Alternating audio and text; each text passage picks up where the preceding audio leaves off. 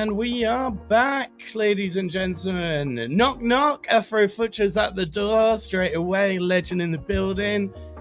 Justin Hackney as well. Oh my God, two legends in the building. Hi, I like chicken with a nice chicken emoji there. Oh, mate, we got a special episode today. We got Particle Panic as well. Oh, mate, we got some serious talented people tuning in straight away. exciting times. And yeah, if you're not seeing it, like, because I haven't updated all of the LinkedIn and YouTube and everything, it's just been such a crazy busy week.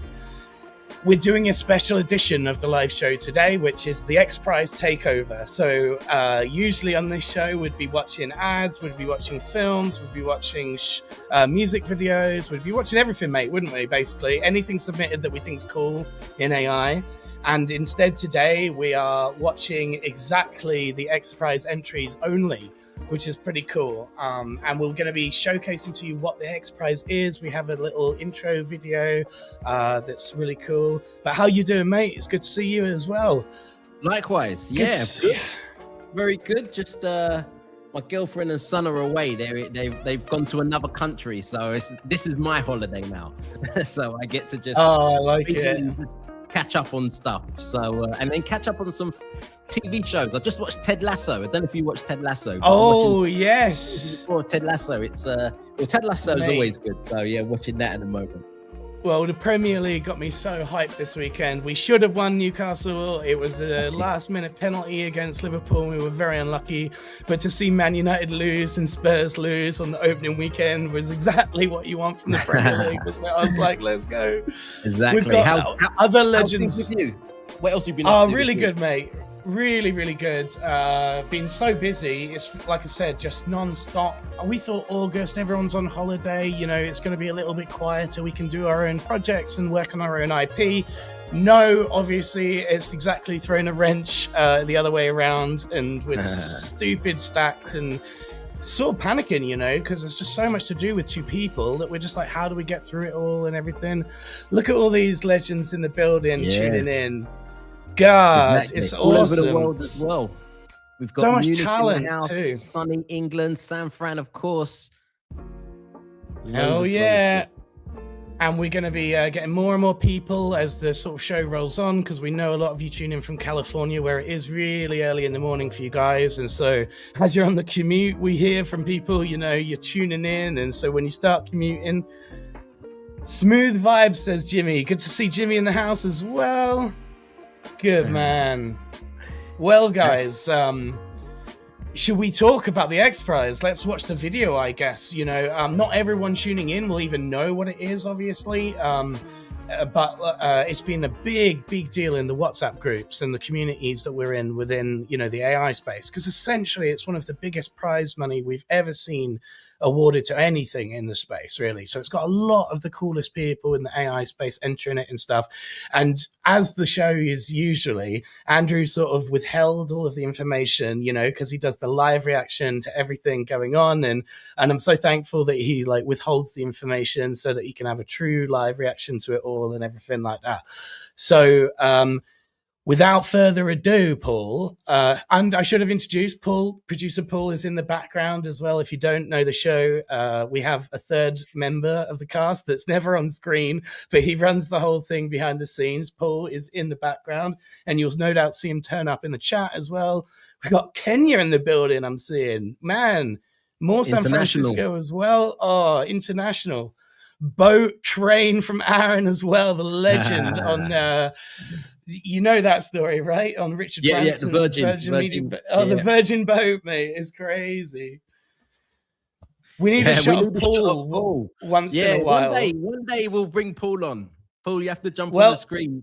He got his camera sorted out today after much ado when we had some camera issues earlier. So he is in the building. I can see him in the backdrop. I can actually see him today, which is nice. But yeah, hello, Paul, says Daniela.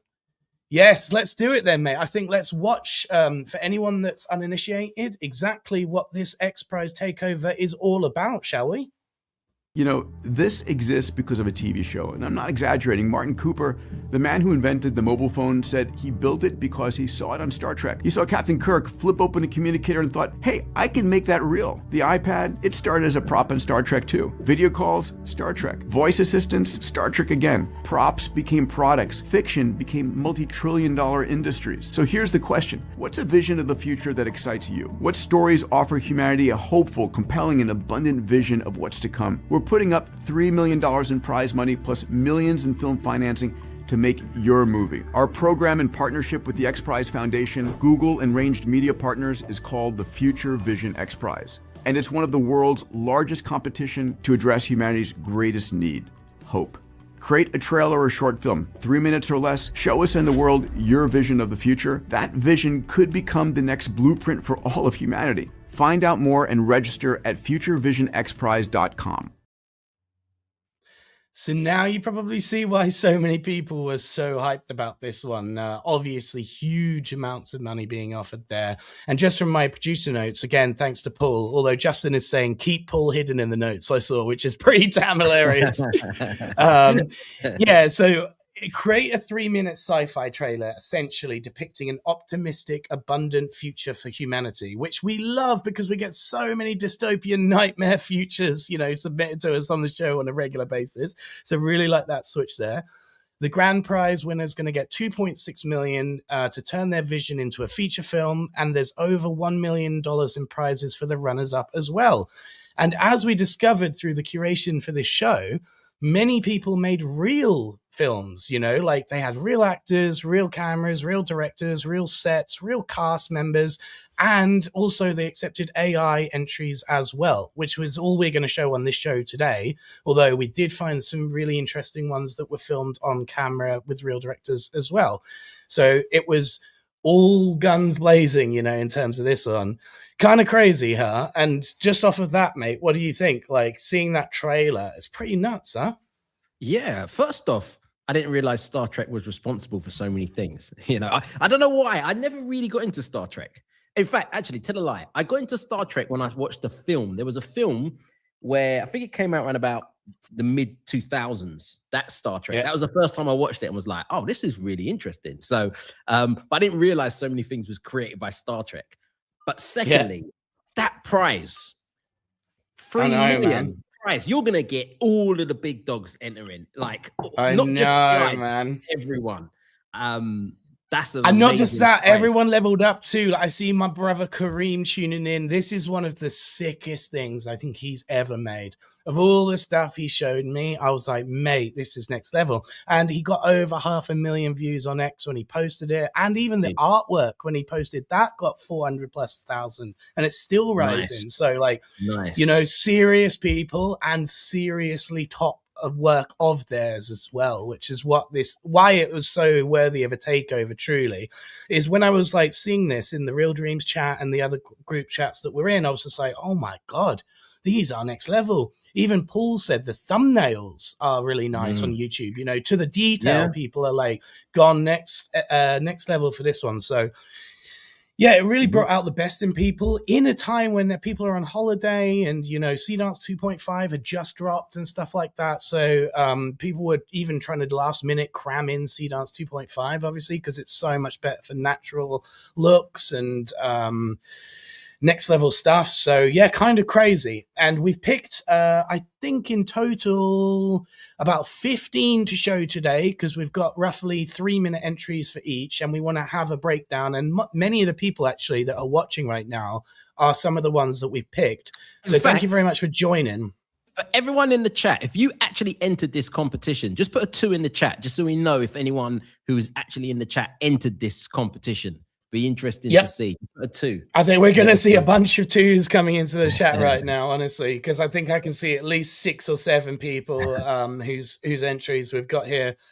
Hey, we've got Dale as well, the real robot, tuning in. Man, we got to have you on for a creator session. We've got quite a few. So many of your things, and look, all of these guys. Look, it's we got Particle Panic, we got Buku. And Karim, I know, has entered, and he hasn't added a 2 yet. There you go. So there's even more. Like, there's serious people that have done this, and like I said, it's really cool. Hey, Zed, what's going on, man? Thanks for tuning in. Absolute legend in the house. Right in the chat. Yeah, exactly. It is an all-star chat. Where's the rest of the public? Come on, guys. Get the word out there. If you're watching this right now, spread us around in the groups. I'm live, so I can't be spreading the message. Get some more people in here. This is crazy what we're about to watch, for real. I love what Flory said. Flory 8 said, I learned English from Captain Kirk and the original Star Trek 40 plus years ago. I love that. Hey, I see my buddy Eliott as well. We met in Cannes. Nice to see you, Eliott. Thanks for dropping in. Another Welcome, legend, very Eliott. talented person in the chat. Spirit as well. Let's go. Let's go. Like I said, all-star watching cast right now. We need to do these with Wonder, you know, from Justin who's tuning in. We need to do stuff with Marcus Grip and do some joint collabs because I see all the same faces and the same people in the chat as well. But anyway, let's watch the first one, guys. We're already like 10 minutes into the show. And what we want to do is have a real breakdown from people that are watching. If you're willing, you know, to tell us about how you made what you made. As I said, many of the twos that we just saw in the chat are actually the ones that we've chosen. Went through so many, honestly. There were so many entered into this. It was kind of hard to pick 15. So we're going to try and get through them. This first one is made by a team, two teams, actually. One team is called Avaren and the other team is called The Blue Horizon. And they're both individual groups that sort of collabed on their own entry to this. The blurb I've got for this one is that in a near future, transformed by artificial intelligence, humanity has solved problems once thought permanent, yet the world continues to deteriorate. At the MERIDIAN Institute, researcher Eliott begins to question whether humanity's most advanced simulation model was ever meant to provide the actual answers or simply reveal what we have all failed to see. So with all that knowledge, let's check it out.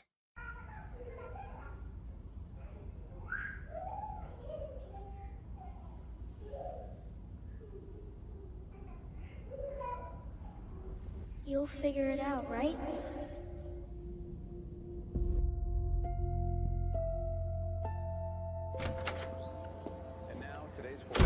Another warm day across much of the country. Highs near 100 in Phoenix, mid-90s in Dallas, and 93 in New York. Light winds. Demonstrations continued today following last month's decision to restrict public access to the convergent model. Institutes remain exempt. Should public access eventually be restored? I don't think we're ready for that. This isn't just a new model. Artificial intelligence changed almost every measure of human progress. Energy became abundant. Food shortages became increasingly rare. By almost every metric, things got better. And somehow, the world kept getting worse. How many times have we run it? Enough. We've made the questions narrower, more precise, and we're still no closer to an answer. So the model isn't ready? I'm not sure the model is the problem. We spent centuries becoming experts at studying pieces. We forgot the whole.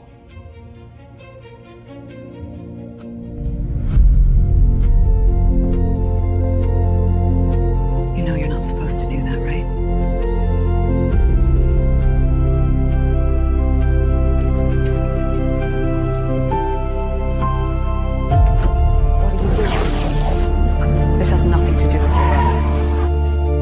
What if it did?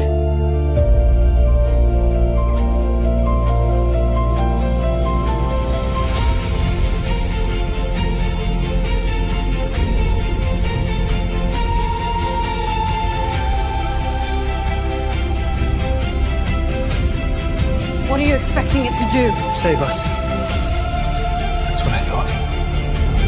I was wrong. The model isn't going to save us.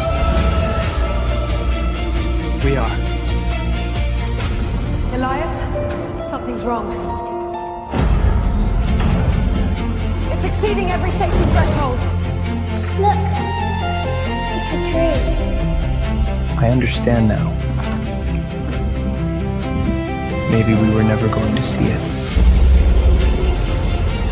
without crossing the line.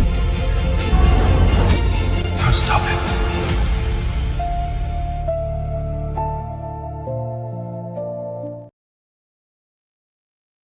Wow. Wow. I mean, straight away, you're thinking like all the categories you've got to actually think about here. You know, like how good was it as a premise? How good was the pacing? How good was the color grading? How good was the sound design? How good was this as a trailer? You know, like how much would I actually want to watch the movie?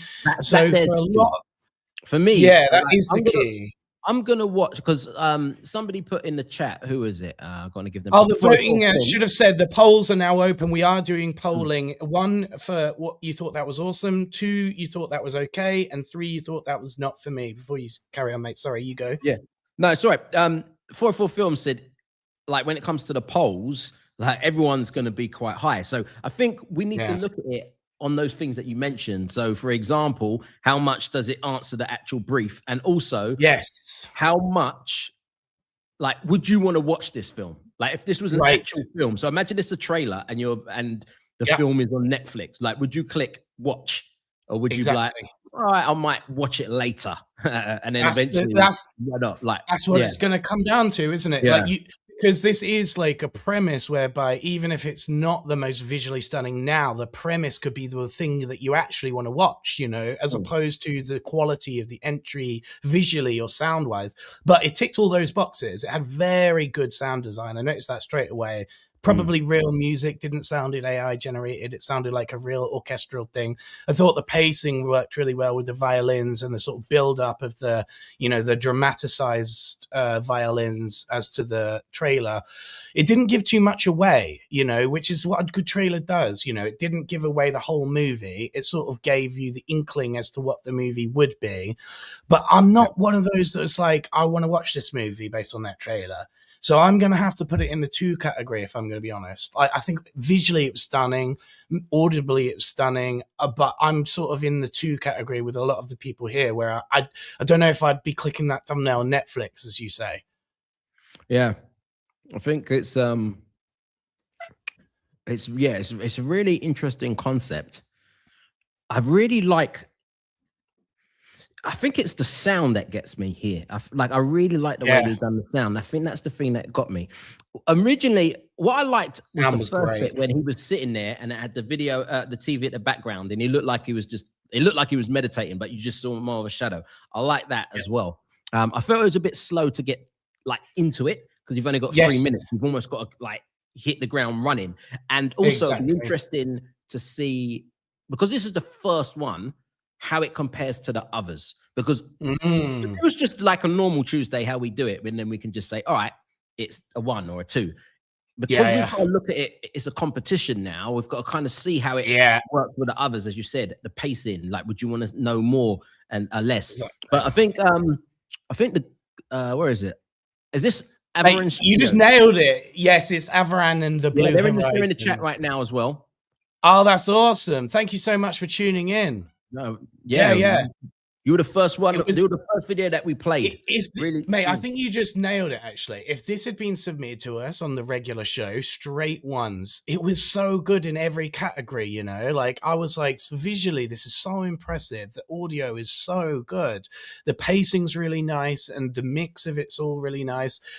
Just personal taste, I guess, is like, the premise of it wasn't, like, getting me straight away. I wasn't hooked, like you say, instantly as to what this was and why I would want to watch it in Netflix and stuff like that. But again, it's personal taste here. And as we say with the show every week, like, remember when we watched last week, it was a World of Warcraft, like, fan film, and people were loving it. They were like, this nostalgia, you know, this is perfect for me. And I don't know that world. I don't know it whatsoever.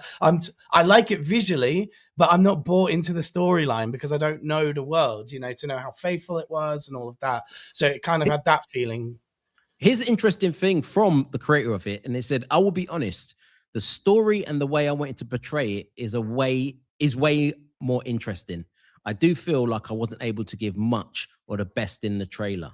Oh, well, that's very honest feedback. And thank you for being so transparent about that. And I'm sure that many people as well had a very tight deadline, because if you're doing, and I know the Blue Horizon's doing loads of projects as well. We've seen them all over Instagram, taking over the World Cup stuff. And they even did the 433 stuff that we saw. Yeah. We know as well, we were in a busy advertising agency and getting this in and stuff. You might have wanted more time to be able to expand on your ideas and make it into something else. So thank you so much for being transparent about that. Yeah, and also Black Light gave you some really good feedback, which I completely agree. Keep building exactly it and expand on it if the story is good. Good stuff. Exactly. And we're all like trying to be really constructively criticism here, like we're all trying to bring the best out of each other for sure. And I don't want anyone to take any offense by any of the feedback that we give later. This is just the whole premise of the show. Both the public votes on it, as you see from the poll, and we will give you our criticism, as to what we think you could do to improve it. And that's it, really, like that's the whole idea of the show. So, yeah. So, Visual Citizen said there is a real actor reflected in the meeting. I wonder if they cleared permission to use his likeness and voice. So I guess that's something for Avaren to answer. But what I will say before it kind of goes, just to let everyone know, we're going to be showing a number of videos. This competition is a mixture of AI, hybrid, and real. So we're just going to be showing the AI ones or the hybrid ones as well. So there's going to be some ones that you might look at and be like, oh, that was amazing. Why didn't you play it? It might be because that's an actual real film, not AI. Yeah, and Paul's done a really good job, actually. I've got some notes about which ones are hybrid pieces for any clear-ups if we don't have the creator watching live. But as I said earlier, if you are willing to discuss, how you made it, why you made it, and stuff in the chat, would be very, very thankful.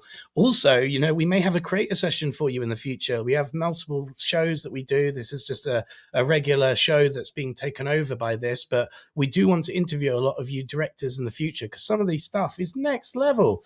Yeah. Actually, I saw, like I said, my buddy Eliott, who I met in Cannes, who's the next one that we're going to show, very talented, made this piece called After the Stars. So the premise I've got for this one, and Eliott, please tell us more, like I said, whatever you're willing to share about how you made this, why you made this, and everything else. When Caleb North, a dying astronaut, becomes patient zero of a neurotechnology that allows communication after death, his estranged daughter, Iris, must make first contact with one of his memories at the time, and each attempt erases a little bit more of him. So as I think we're right in saying this is a hybrid piece, Eliott, but again, anything you've got more about this, I think, it's a short hybrid production shot on an Ari Aleksey Mini LF with actors, an experienced crew, professional LED volume stage, and a pipeline of environments and post-production. I think you use Sea Dance and Nano Banana.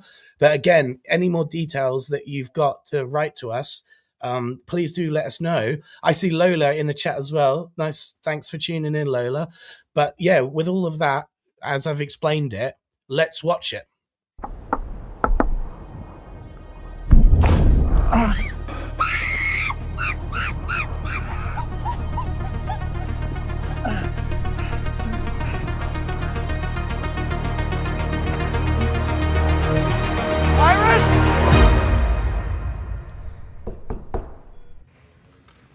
Dad? Yes, yeah. How long does he have? 3 or 4 weeks, perhaps. I'm sorry. Where's Daddy going? Do you know where Daddy's going? To space! To space? All his life, my father reached for the sky. He believed one day we'd all have the chance to be out there. And now he's gone. On his last journey with the stars. Hello? Is there a nurse down here? Or a bathroom? What? I'm 65, buddy.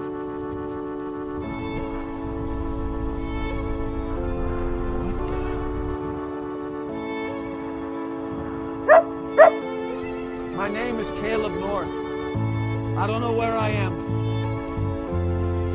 I don't even know if I'm still alive. seen you before. But I need to get home. Micah. I keep seeing things. Lights. Music. Come on, give it to me!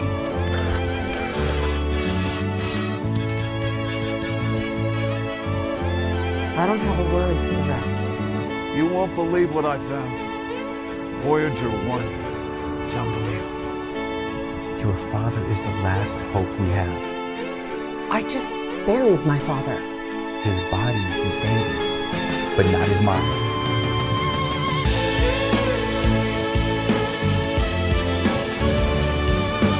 I can't tell you more, but he will try to reach you. But how?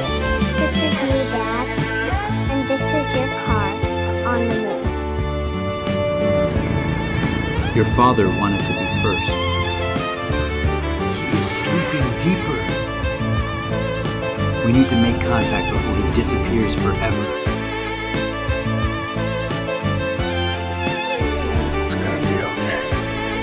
It's gonna be okay.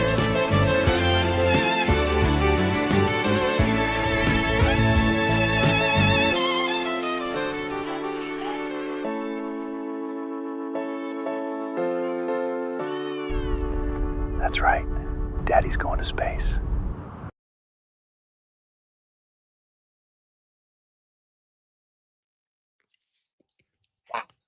Nice. There's something you can always say about this, right? When I see this, I'm like, hybrid is the future, because real actors, even though Sea Dance 2.5 is amazing, are real actors, and you can sort of see it, you know, like there's no faking a lot of the scenes that we saw here with Sea Dance 2.5, that's for sure. The voting is now open, I should have said at the top of the thing. 1 awesome, 2 okay, 3 not for me. I could just imagine the sort of like LA scenes of the actors in this like sort of like digital, like surrounded by digital screens, sort of trying to picture, you know, the vast landscapes and stuff that you were putting them in, Eliott. So it's kind of awesome to think about that. I really like this one. I like the characters. I like the references. I like the pacing. When the music dropped as well, like 3/4 of the way through, and we got the drums and the sort of crescendo of it all, that was really nice as well, with the violin build-ups and everything like that. What did you think of this one, mate? I think it's going to be interesting to see what this looks like compared to the others. And what I mean by that is I can see most of them being quite dark when it comes to the sci-fi, where this didn't come across quite dark. This actually came across as it has to be utopia, mate. It has to be a Yeah. sort of utopic future. So it's like within the brief to have a sort of optimistic, you know, like yeah, it can't be dark by definition. Okay. Sure. 'Cause, I don't know. I came across as this was quite like the good. Like, it had a nice soundtrack, right? I don't know. It just came across as like really nice, and I was thinking this might be different to the others. But yeah, I like once you start throwing dogs and animals in, you've always got me. So that's the other thing as well.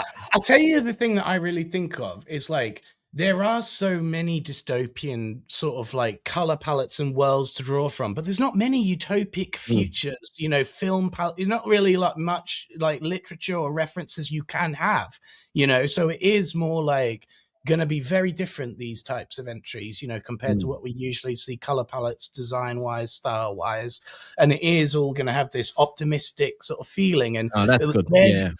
So where do you avoid the cliches? That's the real truth of it, you know, like where are you drawing too much on a reference from something like Interstellar or something, but with an optimistic Interstellar or you know, but I really liked, you know, this sort of general upbeat feeling from this one as well. And I do think Paul said in our group chat that we've got like behind the scenes that you've made, Eliott. So if we want to, I think this might help if we have anything like this. If you guys have made an entry and you've done a behind the scenes, let us know in the group chat now so that we can sort of download it. And then we've just found this one on the fly, Eliott. So we're going to play this one straight away and see what we've got. 6 weeks ago, I sat down to write my first hybrid film. And nobody could really tell me what one was supposed to look like. Which part should be real? Which part should be made with AI? And honestly, I never expected it to turn out the way it did. I've been a tech founder for about 10 years. And 2 years ago, I started directing short films. But I'd never put the two worlds together. So, After the Stars is a 3-minute trailer, and it's competing for the Future Vision XPrize, $2.5 million, and the chance to make the whole feature with Hollywood producers behind it. I'm going to show you all of it, building a world before we had a single frame, casting the actors, 2 days on set, real crew, real camera, and then post, where half the film still didn't exist, the days it worked, and the days it didn't. Yeah, everyone is trying to predict what's going to happen in the industry in the next 2-3 years. What AI actually does inside a real production. I'd rather just show you what it looks like right now.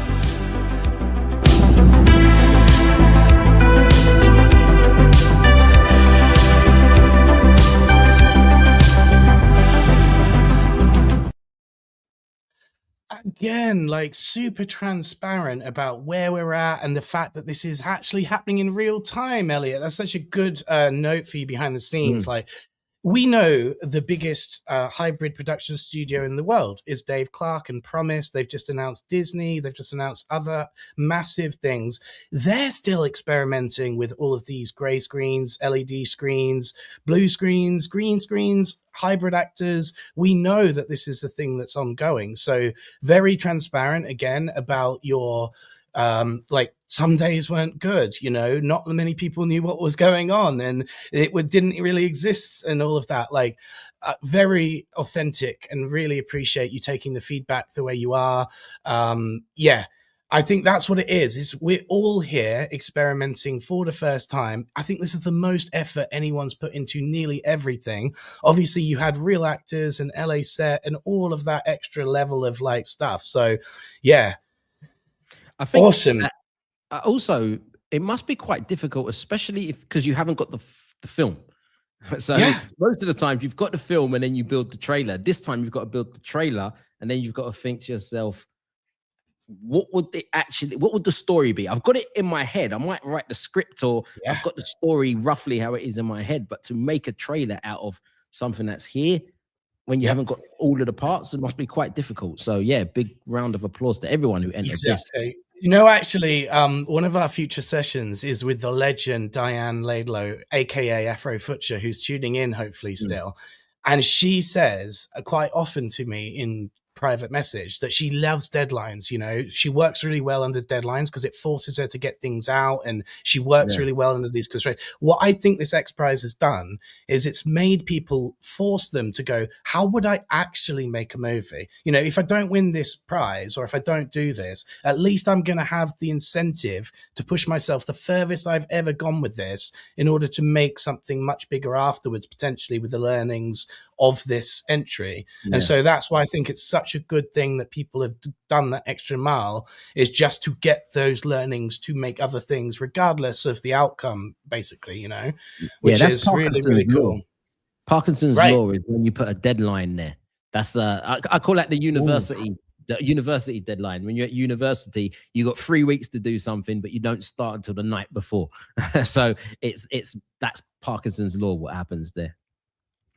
Hey, mate, I love the fact that you're coming with the actual theories and stuff. That's proper.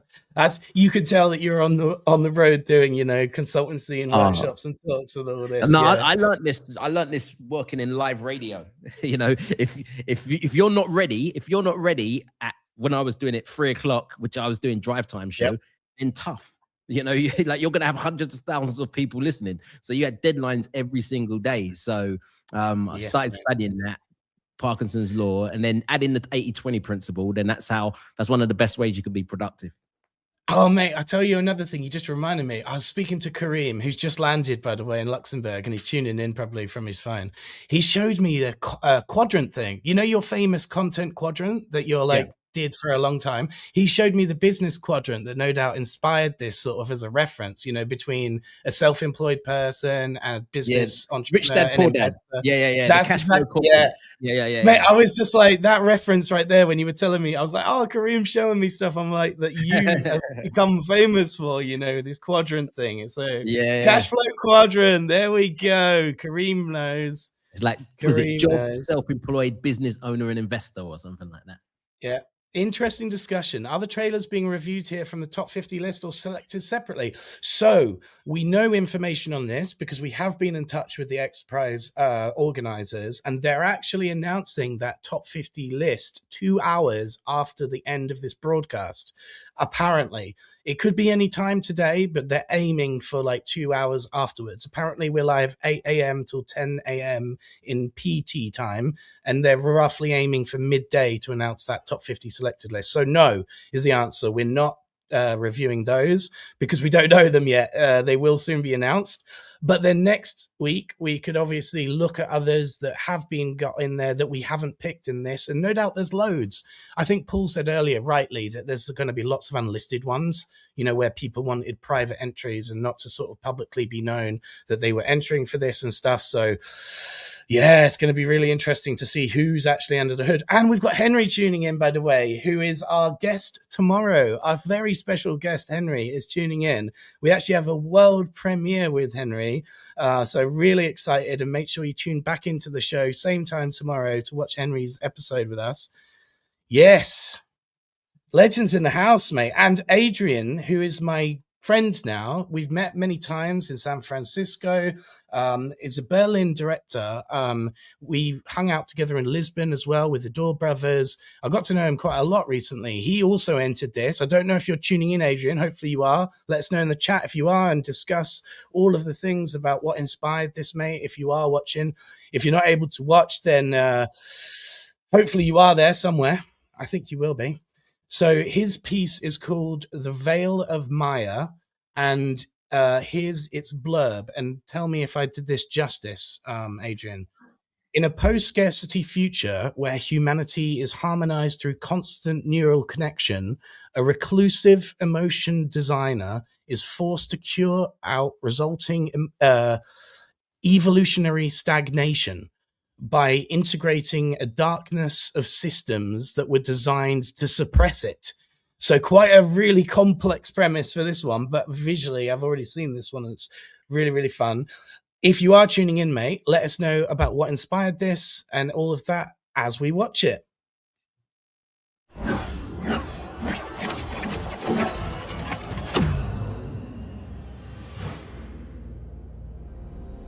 Maya. An intricate mesh woven from emotional patterns, billions of minds wide. They included my mother against her will. 我想要别人都没有的东西。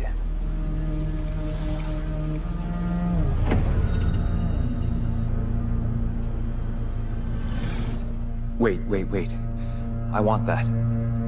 Get me that emotion. No heart is ready for that level of complexity.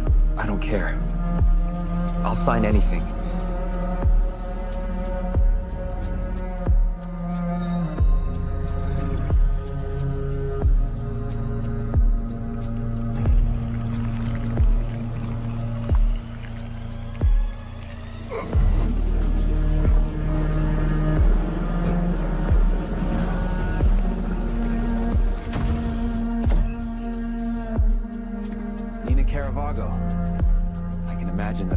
Guy you would ever speak to. I think it's time for you to look out the window now. We built Maya to be the most complex architecture of shared harmony ever created. But lately, there's been some incidents. Oh, beautiful harmony. I wish somebody would blow it all up. What happened to the spikes? You want to see them? The pyramid is just a veneer. Whatever doesn't fit up there ends up down here. All this still works perfectly fine.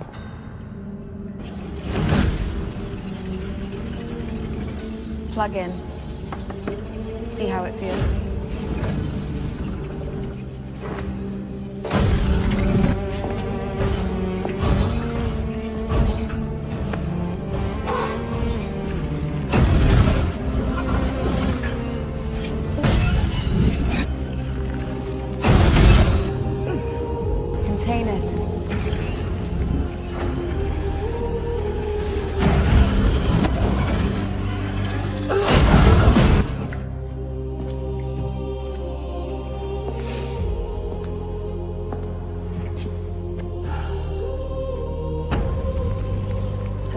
decided to age gracefully. But they took your humanity.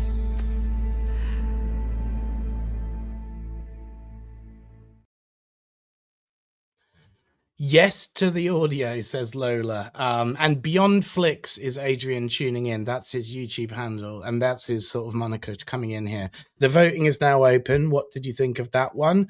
1, awesome. 2, okay. 3, not for me.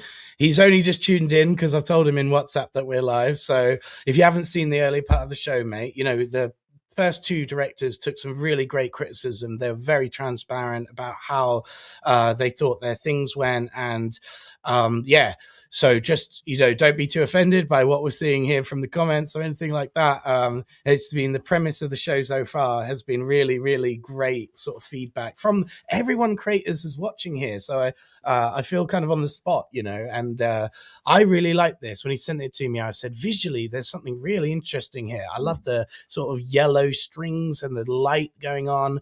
This idea of the blue temple, you know, takeover of the sort of like mind. It's like a neural link type thing, you know. I really like this marble integration as well, like with the futuristic look. I also like the furniture and the interior design of the smooth angles and sort of like, you know, again, utopic futuristic color palettes and utopic futuristic. It wasn't too on the nose cliche. It felt kind of like a unique world. So I really like this one, but very different to the others that we saw, mate, right? Like straight off the bat, like how, and trust me, it's going to get way crazier from here in terms of like how different things get. Like some of the ones that you're going to show are nothing like this whatsoever. But I really liked it. You know, I thought this is his best piece, I told him, of all the stuff that he's made so far. I thought these characters, I love the tattoos on her face and the lip scars and like, you know, it felt like she was part of a tribe or something, you know, like I really liked it. So what was your feelings on this one? Yeah, I thought it'll be interesting to see. I really want to see how the judges judge. Same. I'm so curious. It's going to be so, because right now we've seen 3 videos. So key, all completely different. Yeah, it's about a utopia, but they're so 3 completely different, and it's going to be quite hard to judge this. Like, I know. Like for me, I really like the concept of this. I really like the visuals. The thing where I was a bit like, and this is why I was trying to work out what the judges would judge, is I felt like if you look at a trailer, you go from scene to scene quite quick, and then the scene with the woman and her, that lady there with the tattoos, it kind of showed like it was like a clip from a longer, like an excerpt, bit to go to here, and it felt like this was in order. Where actually a film, the trailer is not usually in order. It's like different parts. That's the only thing. But as I said, I thought as a piece it was great, but I'm just trying to work out how the judges will judge this.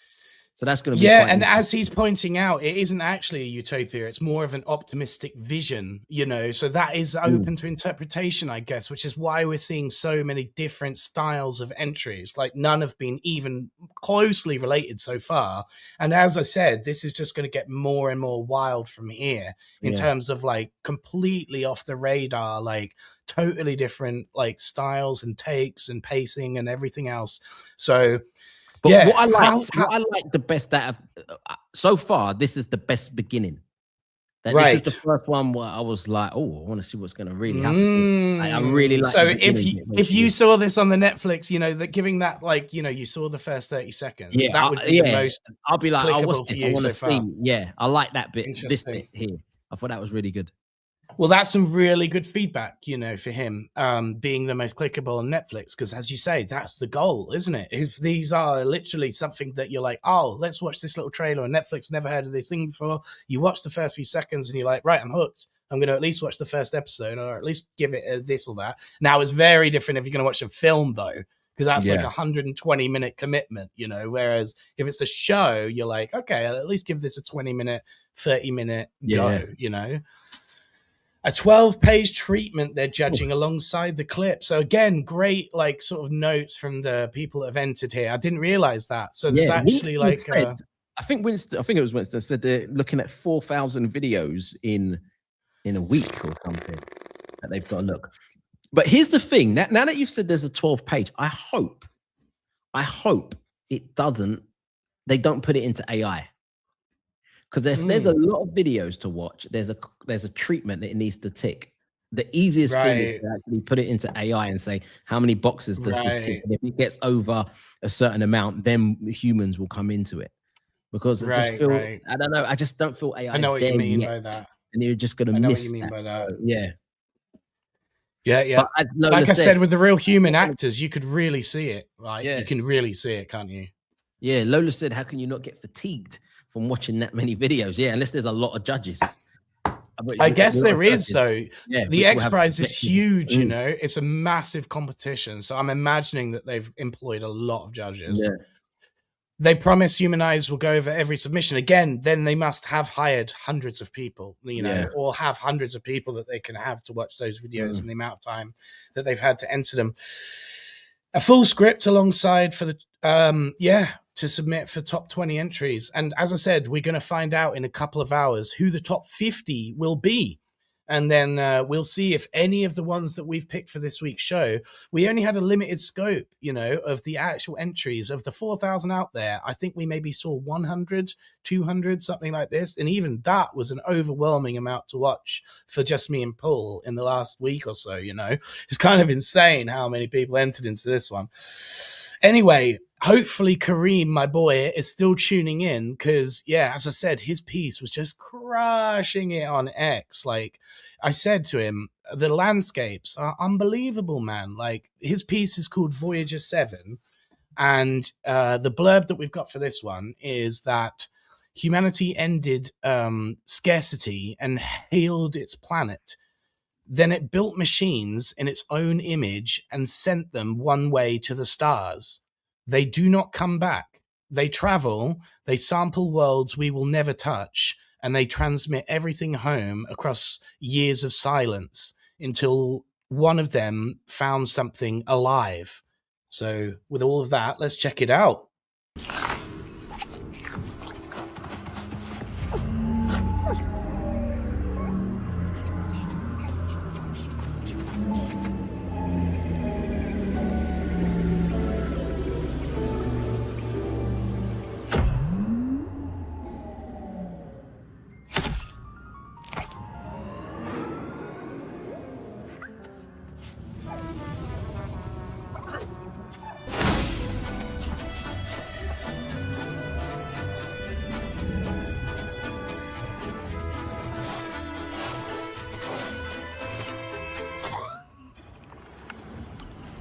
I want you to see something.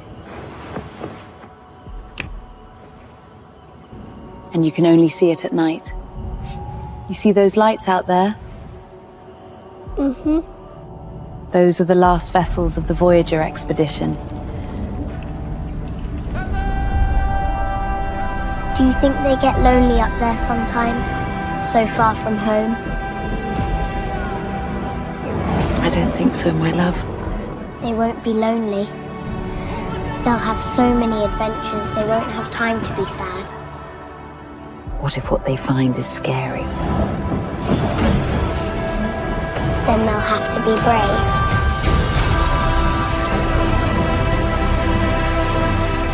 Do they come back? No. Never ever? Never ever, my love.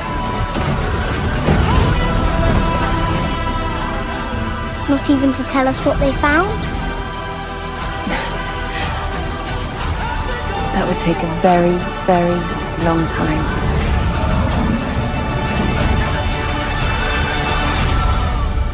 One day I will go with them. And I'm going to tell them everything about home. So they know where to find us. They found it. There is life out there, and we are alive to see it.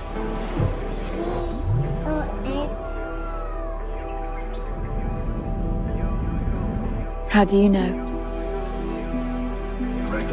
Because that's what we built them for. That's what Mr. Wee said. And what else did you learn in school? He showed us how the engines work.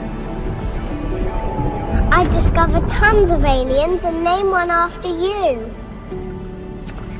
You would be so good at it.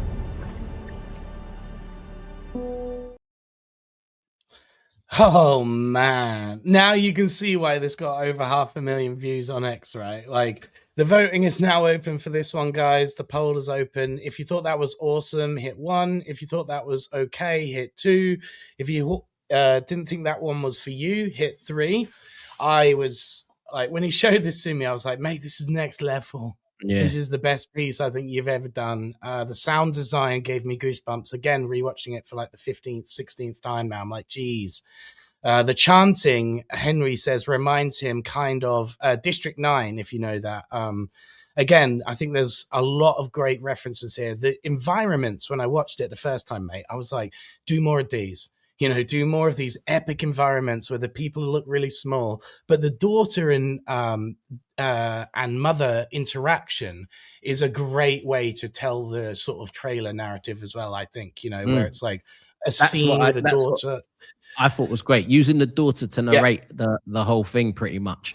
You know, you have that soft voice while like crashes and the world is burning kind of going on in the background. It was just...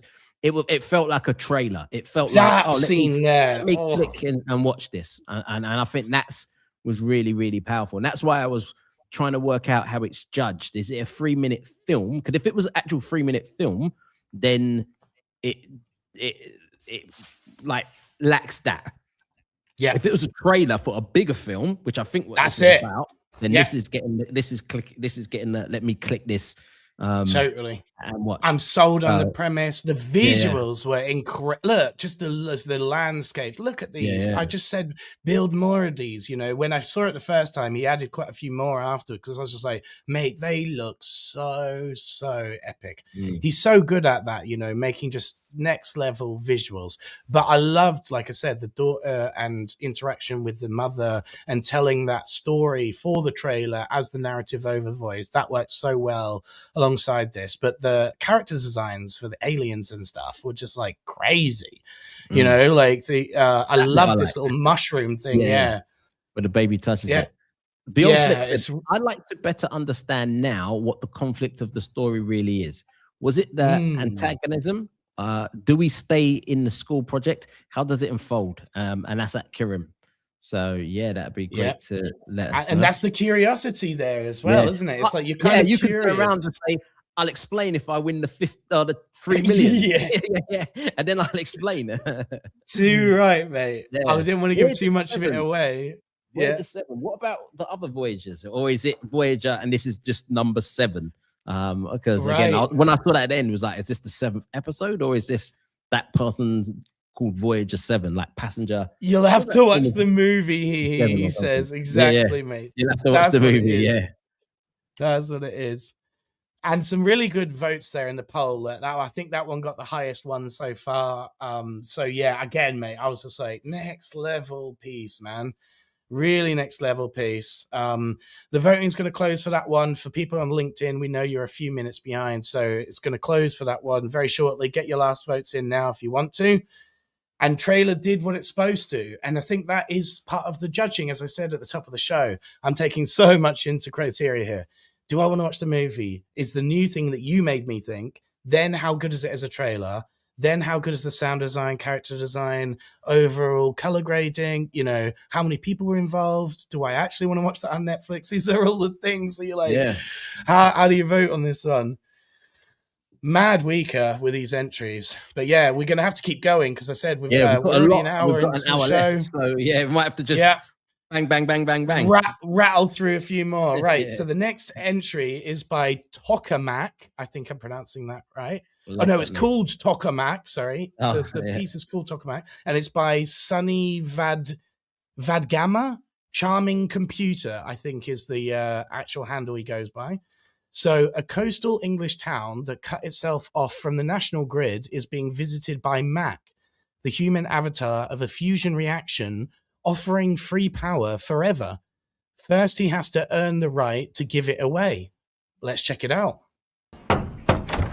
Hello, I'm Mac from the New Energy Initiative. I just wanted to introduce...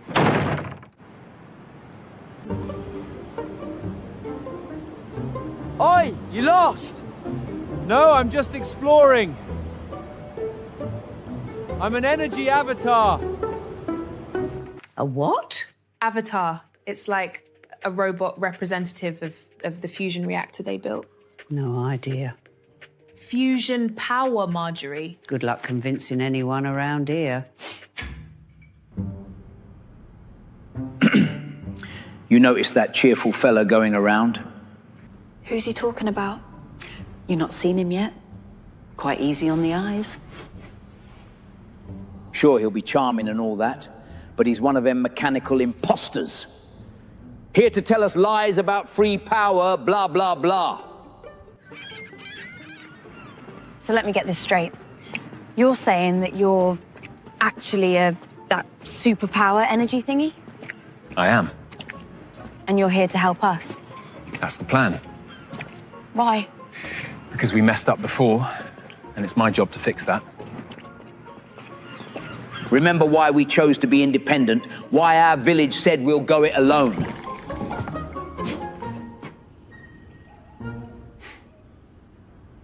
How's it going to be any different from before? Free unlimited power, day or night, no more curfews, no more blackouts. I want to believe you, but you're going to need a lot more than pamphlets and words. What would you suggest? Don't just say you care, show us. Hello, everybody. If there's anything you need, something I can assist with, please, let me know. I'd like you to mount my dolphin.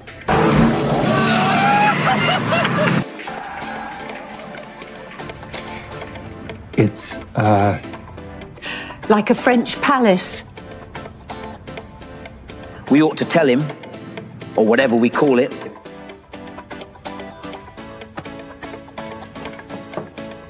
to clear off.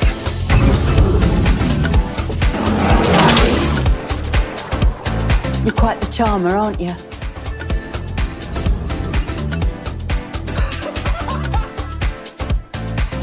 There has to be a charge for power. You better not be up to any funny business. How could you not know? no funny business. I hope so, because I don't think my heart, any of our hearts, could take that. I'm so sorry. And I quite want to like you.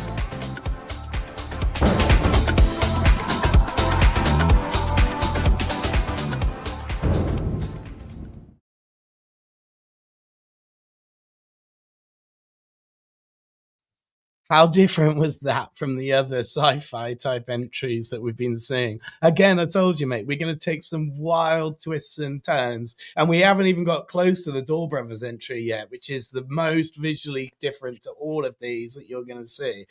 But with all that in mind, guys, the voting is now open. 1, if you thought that was awesome. 2, if you thought that was okay. 3, if you thought that was not for you. I really liked it. I really liked the characters and the voices and the interactions and the pacing and the comedy, and I like it. Maybe I'm biased because it's British and it feels like our type of pacing for comedy. I really liked it, but yeah. So in that case, I don't think it was visually stunning. You could really see the AI, compared to Karim's one, which was obviously so much higher visually quality wise. But just as a fun, premise, like a silly character that was like a fusion reactor into a human form, it's kind of crazy, but also brilliant. And yeah, what are your thoughts? I really like this one, but I think it's mental, isn't it?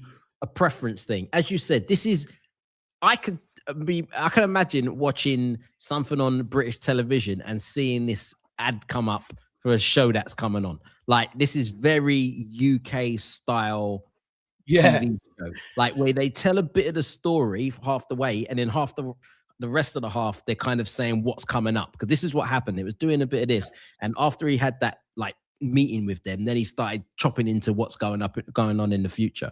So I think I really like it, but I can see why it's getting a lot more twos, because again, I know what you mean by that. Especially if you're not from the UK, you wouldn't kind of understand And it's got to be global, doesn't it? Because it's like a, you know, a global film competition. And so, yeah, maybe in hindsight, as you said, having too much like, you know, British stereotypes or whatever kind of doesn't make it as broadly appealing. Also, you know, I think that there were some rules to having it as a future technology, but that's the most wild version of it, is to anthropomorphize this as a human, you know, not really sort of like have the technology or, you know, actually just sort of bend the rules completely to make them a character. You know, that was the kind of funny part of it, wasn't it? But yeah, this pacing, when it's sort of the music kicked in and it's sort of scene by scene chopping really quickly, I like this part more than I did the sort of earlier parts. I thought this was really good the way they've done this. Same. So again, I'm sort of mixed on that one. I really liked how different it was as an entry. But as you said, we do need to crack on and keep going through these. So last votes in for this one on LinkedIn, guys. We're going to keep moving on because we have got a lot of entries to watch. But yeah, interesting, totally different take. And Dale, who is tuning in, the real robot is his handle. Dale Williams is his real name. His entry is called The Humankind. And the blurb I've got here is that humanity has evacuated a utopian Earth. The AI guiding our survival discovers what drove us out, and it isn't an army. It's pollen sent from 1,000 light years away to replace our life with theirs. Let's check it out. Talk to me, Milo. What is this?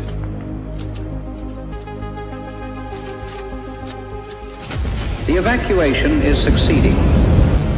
72 hours from now, the first wave reaches Earth. It changes living tissue. But there is a truth I have learned that I cannot tell you yet. What does he mean? He can't tell us? Milo, tell us what's happening. So why did a government coalition acquire Milo? Scale and trust. With secure access to the largest anonymized health database, cures came fast. Preventable disease is disappearing. Food arrives before shortages. So much prosperity.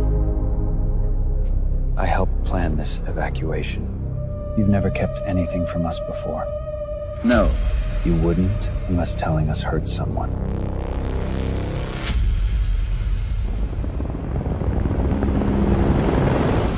We missed the village. Masks on, the air is bad. 17 hours to final launch. We're cutting it too close. We won't make our own evacuations.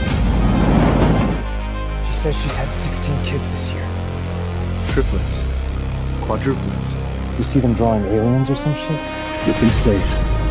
Then we figure out what's happening to them. Milo! Evac ships! Radiation suits! Where are they? They won't leave, Cade, but there's time to pull you out. It will change you.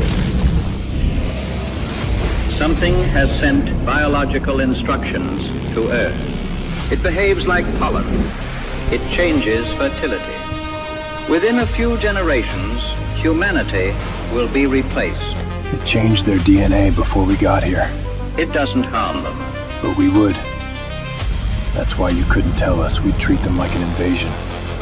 Earth is becoming what we hoped it could be. If humanity returns now, the atmosphere will change them. How do we get rid of it? It's not like we can ask the makers. They used a signal to send life here, like it were data. I believe we can use it to send life back.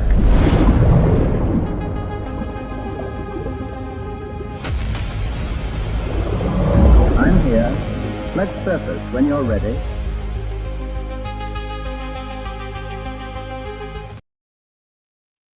Wow. Again, just such a different entry. The voting is now open for that one, guys. What did you think to that one? 1, awesome. 2, okay. 3, not for me.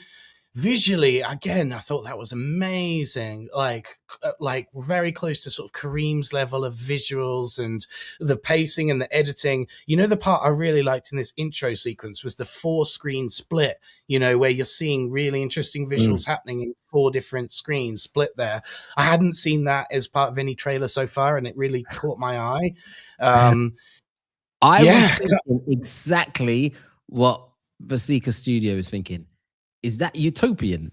that's yeah, I mean, I was like, really? I don't, you know, it's a future vision of like, I don't know. We need to like find out exactly, you know, what the entry requirements were. Like, yeah, it was kind of feeling a bit more like you know, something bad was going to happen at all times throughout that, you know, but yeah, it was epic, you know, like just so epic. Like, I love the mask design on that woman. I was about to say, I thought the costume design in this was great. It was not incredible, just the mask yeah. and uniform. Like even the clip before where that guy was just reading something, he had a really nice jacket and scarf on. I was noticing, like, like the way he designed the costumes here was fantastic. I really like the character design in this one, and the future sort of feeling without it feeling, again, too, like I say, cliche to what we see as like, you know, futuristic technology and stuff. It looked like a really unique palette of like costumes and these gadgets with the little, you know, robot eyes as well. That was really nice touch as well. But the visuals here, like with the stars exploding and people, look at this, like it just looks next level. If we received this on the regular show, mate, we'd be like straight ones. And that's why it's like, don't take this criticism, you know, as like, again, that's not my favorite premise that we've seen so far. Like, again, but visually it's so high, color grading, it's so good, sound wise, it's incredible, you know, so it's really hard to vote on this one. So don't know where to put it, honestly, compared to the other ones we've watched. And by the end of the show, we'll probably have a complete, like, you know, whose was our pick. Who knows? It's going to be so hard to judge this. I have no idea how you pick in between these. Yeah, but this is tough. It's next level stuff, though, isn't it? By all the people. That's what I was seeing, is where they really went into the like sea dance levels of like extreme visuals for this, like, you know, crazy. So yeah, voting's down close on that one, guys. We're gonna have to move on because we're only at that was only number 6 that we've watched so far. We've got a lot more entries to watch if we've got time for them. Hopefully we will. The next one, as I said, is going to be a really different take. It's by the Daubrez, created specifically by Aleksey within the Daubrez, and I think a bit more of the team, but it's called Reviver.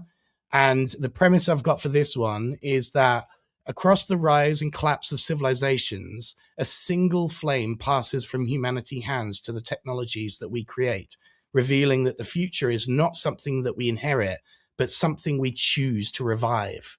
So with all that, let's check it out.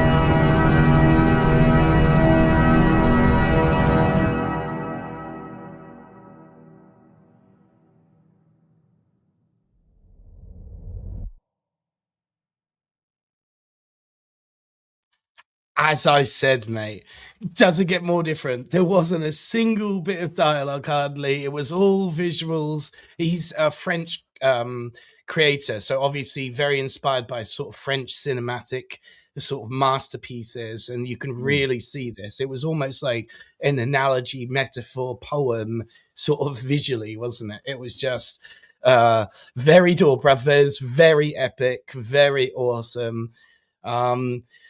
The voting's now open for that one, guys. If you thought that was awesome, hit 1. If you thought that was okay, hit 2. If you thought that was not for me, hit 3.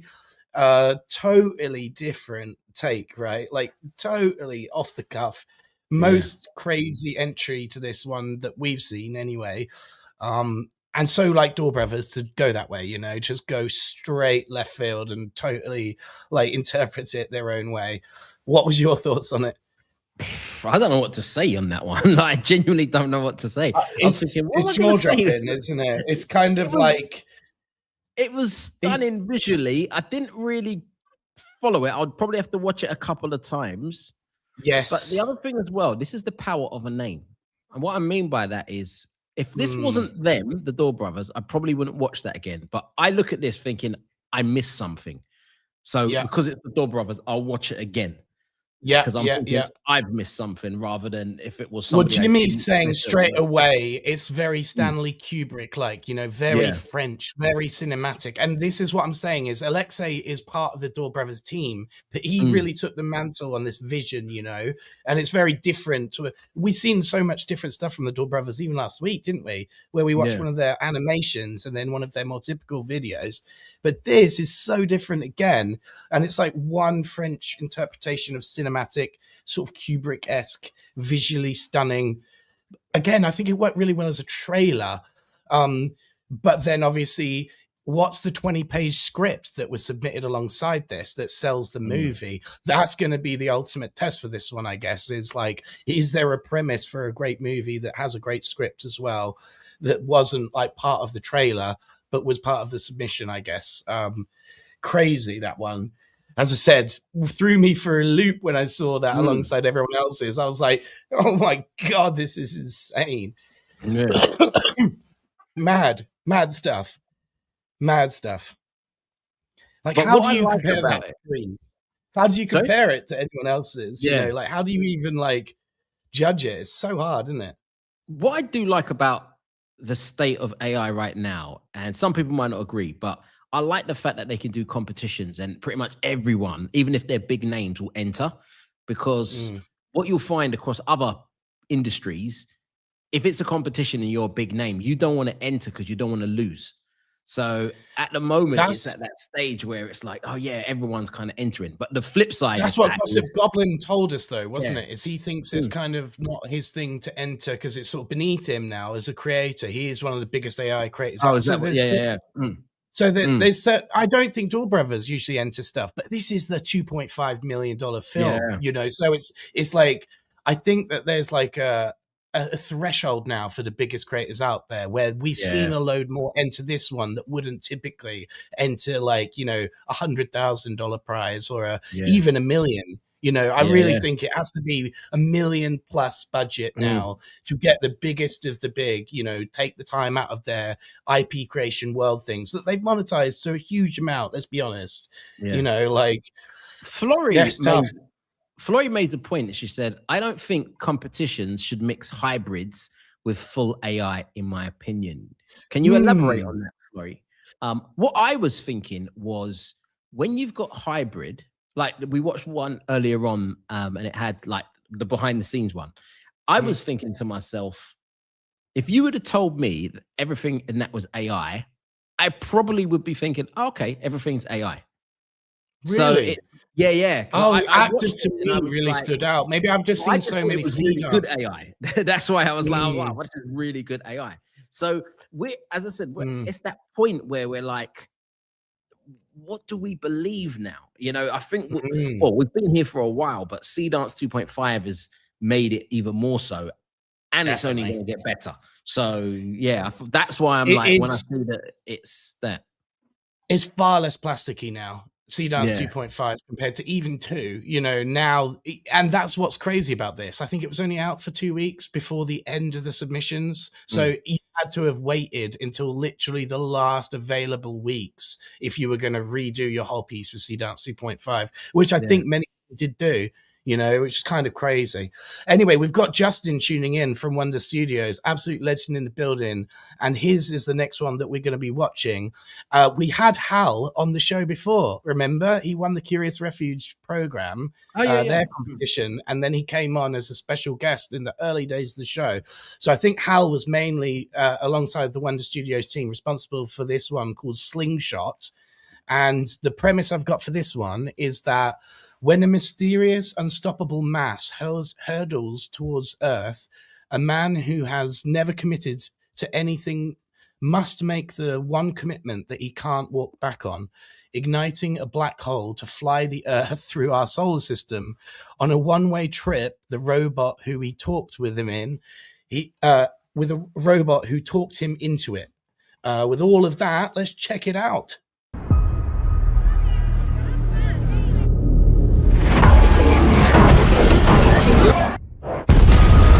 Jake, just come and meet them. It will help.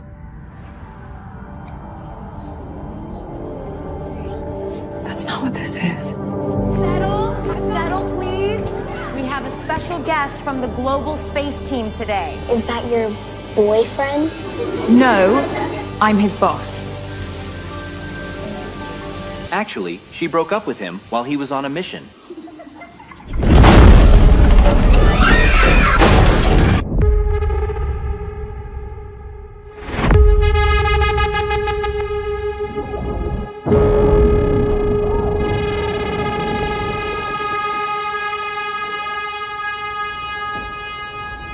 What's happening? We ran the test. Nothing makes any sense. Nothing within our physics can put this together. We don't know what it's made of! What exactly do we know? It's coming straight for us, and we can't stop it. What are our options?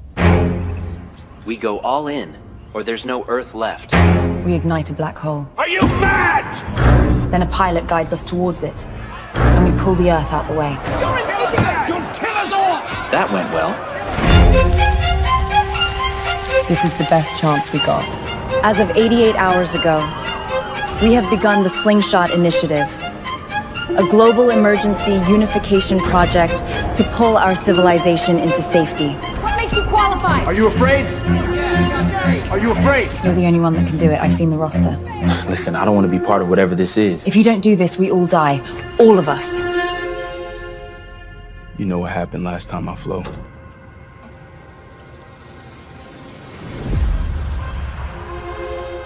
It's gonna work. I saw Matthew McConaughey Kellogg. Hey, do it. Well,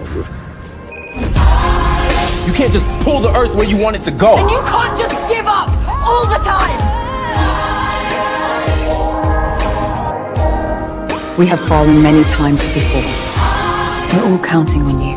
But today, we will pick each other up and unite as one. You ready, Chip? No.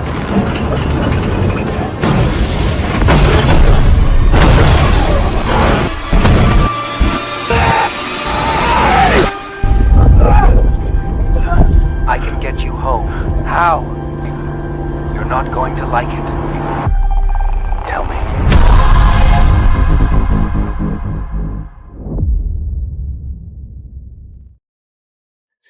God damn, that music was epic. The voting is now open. Yes, watch. Netflix, watch please. Watch please. I'll be watching that. What did you think of that? The voting is now open, guys. 1, that was awesome. 2, that was okay. 3, that was not for me. As we found out when Hal came onto the show, right? He's a BAFTA award-winning editor, mate, which is the thing that stood out the most from this. Is just like the editing was next level on this. The trailer feeling of it too, and the sort of build up with the music, you know, the anticipation, it's all great, you know, and you can really tell those skills come from his previous experience. Yeah. He won the Curious Refuge competition, and he said then, you know, he was just sort of getting into AI as Curious Refuge has come around with the animation competition. So he really pushed himself. He won that competition, and now he's never looked back. And those have clearly, you know, those skills have clearly translated now as well into, he's a visually AI great director now as well, you know, as well as the editing skills he's got. So amazing. For me, that one was definitely a 1. Again, like, as you said, click, you know, I'm so sold off that trailer that I would definitely start watching that thing. It reminds me of like Armageddon, Deep Impact, those type of somebody has to go save the world. The only thing that I didn't like was that bit there when she was telling, I liked the bit when she was telling all the politicians, but I don't think the politicians would react in a way of, we can't do this, shouting around like that. I don't think that would be the case, but I really like this. Like, I would watch this. Like, definitely. I would watch this. I definitely would watch this. I like this. I love this character too, this main lead character, you know, I love the character design. Yes, there's a bit there where she shouts at him where I was like, I looked at it and I said, is this a real person or is this right? What I said. Like, the emotion in it was really, really good. And also the voice didn't feel like AI voice. It felt like it was somebody actually speaking. Obviously the robot R2D2 type thing was like that bit there where she's that there, the emotion there. I thought to myself, is that AI? It's next level, isn't it, mate? Yeah. You're right. Like, we are actually living in a time where you're going to start going, Sea Dance 3, you know, is this going to be like distinguishable from real life actors? Or will it still be that like actors can give a driving performance that's a lot better than anything that we ever think is like, even, it's really hard to know. But in terms of just like being tricked from scene to scene, I agree. You know, like, I can totally see like AI performances now and go, wow, that felt really real. You know, like really real. And considering where we were at even like 6 months ago in AI video, it's unbelievable to see that as a trailer, you know, being made in August of this year, considering that we're literally in the year when, you know, Sea Dance didn't even really exist. You know, we went VO3 to Sea Dance to this, and our expectations just went so high so quickly. It's unbelievable, truly. Yeah. But yeah, Hal is a living god and a legend. As we found out, he's a very nice guy as well. And we're going to have him on for a creator session in the future, if that's okay, Justin. And maybe many more of the Beyond the Loop series. We already had Cavan the Kid on as well, didn't we? Who did a piece. And in fact, Henry did a piece as well. So yeah, there's so many mixtures of awesome creative directors that we're getting to both communities. Let's keep going, though. We have Particle Panic tuning in. I saw him tuning in the chat earlier. If you're still in the chat, let us know. Your piece is next. So Particle Panic is his YouTube handle. Mark Wachholz, I don't know if I'm pronouncing that right, is his real name. And his piece is called The Wind Before the Name. And the premise I've got for this one is that on a late 21st century, Earth healed and sustained by Bloom, an AI that speaks the languages of living systems, 14-year-old Liszka Juni and Moth, a stranded fragment of Bloom becoming... I think I've got a bit of like a bad premise for this one. Let's just... I don't even know what I'm reading there. I think some AI gibberish of like summaries of the YouTube thing. So let's just watch it and actually figure out what this one is. I was born long after the world was saved. By then, Bloom had given us back our forgotten songs. First the reefs, then the forests, then us. But nobody knew that saving the world would also make room for something new. Things with no species, no history, no name. Things like you.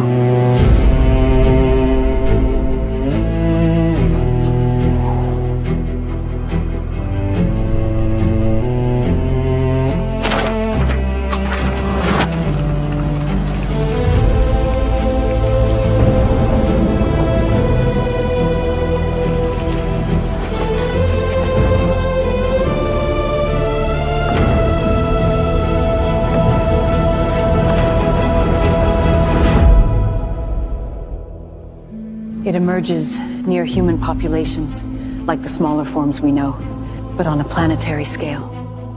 Something that has never existed on Earth before. We have learned to communicate with every living system on Earth. Tell it to stop. We sent the entire local Bloom choir into the wind. We lost them all. Then what is it? Not weather, not a sick body. It follows no language we know. Every corrective signal, every attempt to heal it only makes it stronger.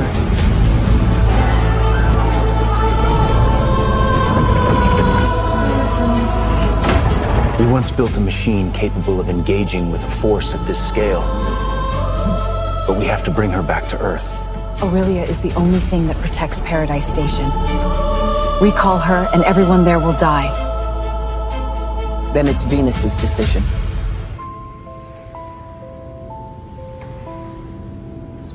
Paradise Station to Earth. We are sending Aurelia home.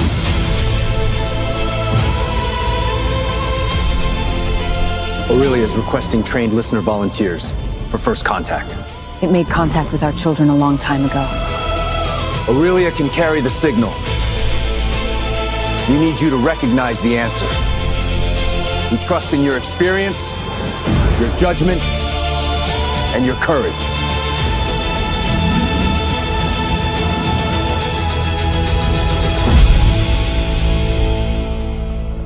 It looks like an alien planet. But this is Earth. This is my home.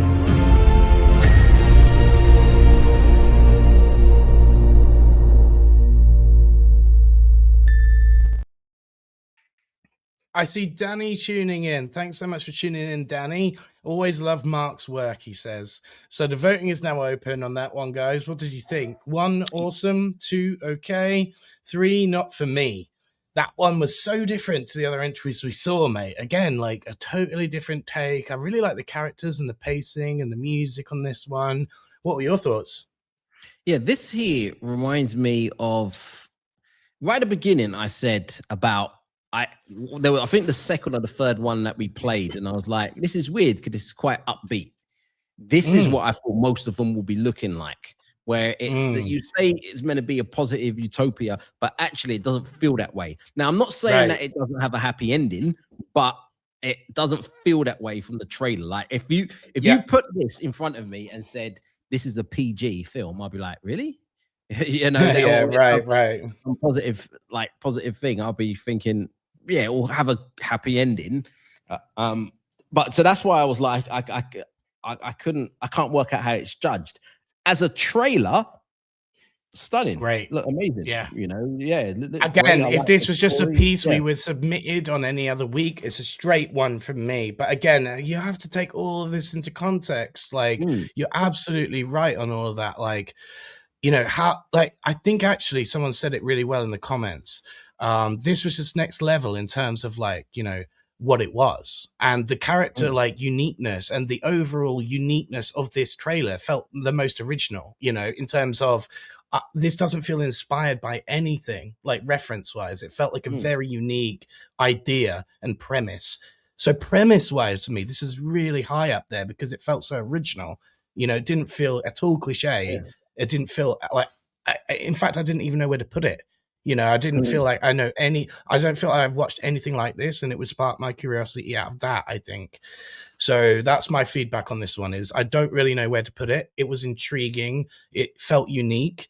How it's judged into the prize, it's really hard to know, as you say. Tough one. But Mark is maybe someone that we'll get on for a creator session in the future, because I think we featured quite a lot of his work in the past, Particle Panic, and really, really like the overall stuff there. Really, really cool. Yeah. Cool name as well. Yes. Don't forget to thumbs up. Thank you so much for the reminder.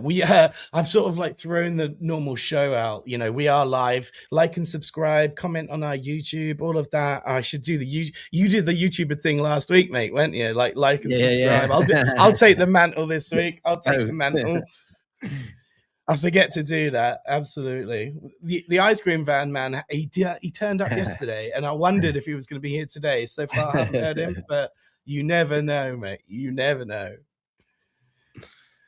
Oh, right. Let's keep going, shall we? We've only got 30 minutes left, and we've still got quite a few more to get through. So the next one is by BIGFILMS, directed by Steven Liszka. It's called The Watcher. When a mysterious man is discovered orbiting the sun, a dedicated astronomer embarks on a thrilling journey, challenging humanity's understanding of existence, spirituality, and self-awareness. Now, we know that this one was definitely made with Seedance 2.5, ChatGPT Image 2, Nano Banana Pro, and then upscaled with Topaz Astra. Let's check it out.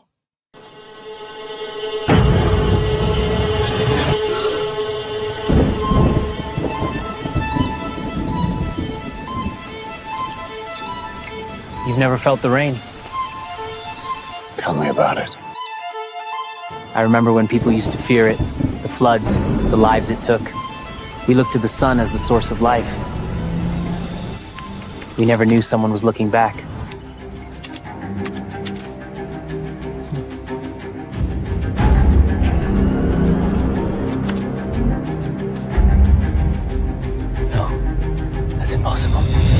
Yesterday, Indian astronomer Suresh Sharma released images of what appears to be the body of a man orbiting the sun. Who is he? And how long has he been there? Let me be clear. We backed your work to bring solar energy to Earth. Your invention brought us abundance. But now this thing up there is dividing people. You have no idea what you've just done. Which way is he facing? He's looking at us. As nations of the world continue their path towards progress, a mission has been voted to bring the celestial corpse to Earth. Do you think he's alive? Do you think he can see us? I hope so. We've encountered a being that appears human. He breathes. He watches. But he doesn't speak. We haven't been able to communicate with him. We've both been birds trapped in a cage for too long, Suresh. Let me open it.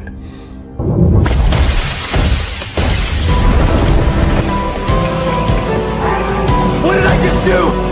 You chose a path of your own. I've watched this world for a very long time. You've built. You've evolved. You've created life. Abundance. Wonders no one could have imagined. Somewhere along the way, you lost something. And now I see a light in people's eyes again. Souls that had withered are beginning to flourish.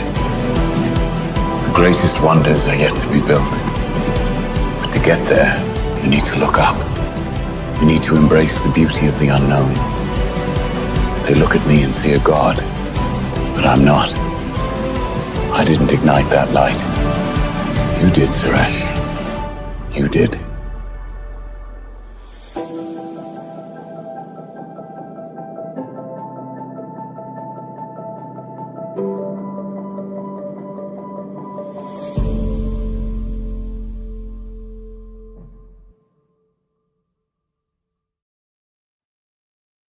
So, a lot more of a typical sort of feeling there, you know, sort of a familiar one compared to the last one. The voting is now open on that one, guys. What did you think? 1, awesome. 2, okay. 3, not for me. Epic. Epic, epic, epic, that one. Really liked it. I like the feeling overall, the takeaway, the characters, the sort of pacing. What's your feelings? Yeah, I really like this. This is the type of thing that I was like, yeah, I've definitely watched this. This is me. This reminds me of like a superhero film as well. Like there's like some form of superhero.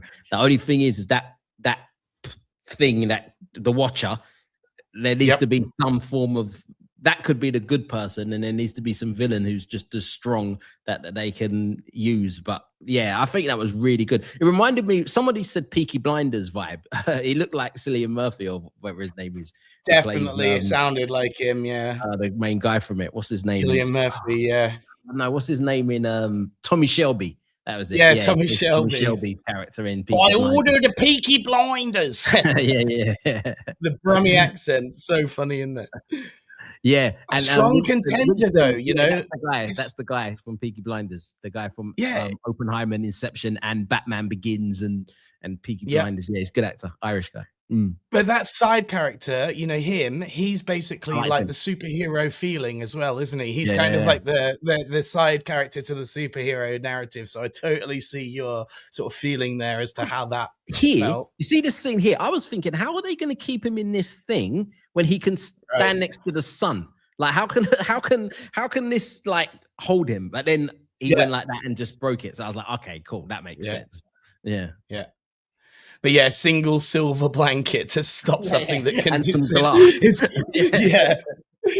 Again, it's just like a little bit of like some plot hole twists like that, where he's like, you know, like X-Men, they're in concrete, aren't they? When it's like the magnet, you know, guys, they really lock it down, you know. So just some next level thinking like that. But yeah, I really like this one. I don't know what it was about this one. I think overall I just liked it, you know, like the feeling of the overall tone of it, and I just liked it. I'm not sure, I can't exactly put my finger on what it was that made me like that one, but I definitely give that a strong contender. I like that. Yeah. Anyway, last vote's coming in. We'll shut down the poll and continue going. So Florrie says, for you kiddies, Christopher Reeves equals Superman, because somebody said look like Christopher Reeves. Yeah, that was the Superman I grew up with. Yeah. He had the unfortunate horse incident, didn't he? Yeah. Gosh. The Curse of Superman. Oh, yeah. So the next one is called Somewhere Past Midnight, and it's by Analogmirage. So that's the handle, I'm assuming. We're not sure exactly who the person is. The premise for this one is, in a world much like our own, Oneria has created a revolutionary technology that allows people to lucid dream on demand. So let's check it out. When I was a kid, I used to dream I could fly. But after we moved to the city, Mom, those dreams stopped. Then Oneris came up with a sleep mask that let anyone have lucid dreams on command. All you had to do was put it on. Fall asleep, and open your eyes inside your dream.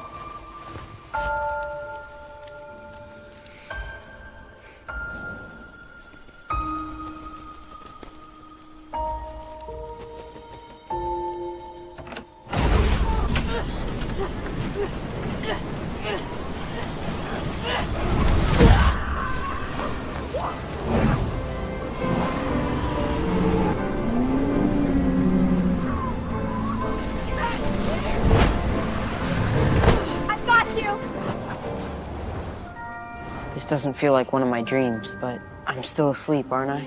You are. Then, whose dream is this?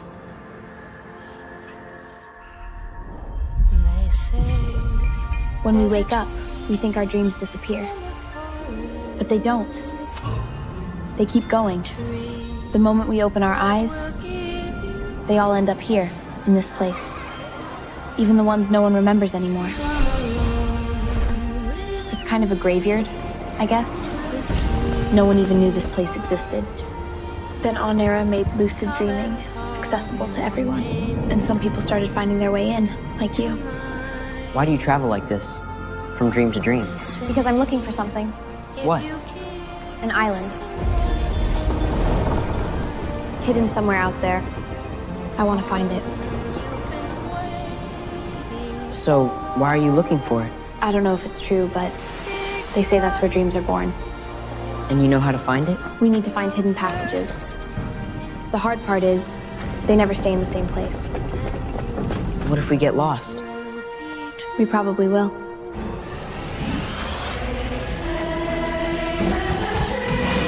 I met this girl in my dreams. Every night, we traveled together through worlds I never thought could exist. I never knew where she was taking me. Most of the time, I don't think she did either. I've seen incredible places, and some you really don't want to get lost in. I don't know who she is, or where she came from. But since I met her, for the first time in my life, I don't want to be anywhere else.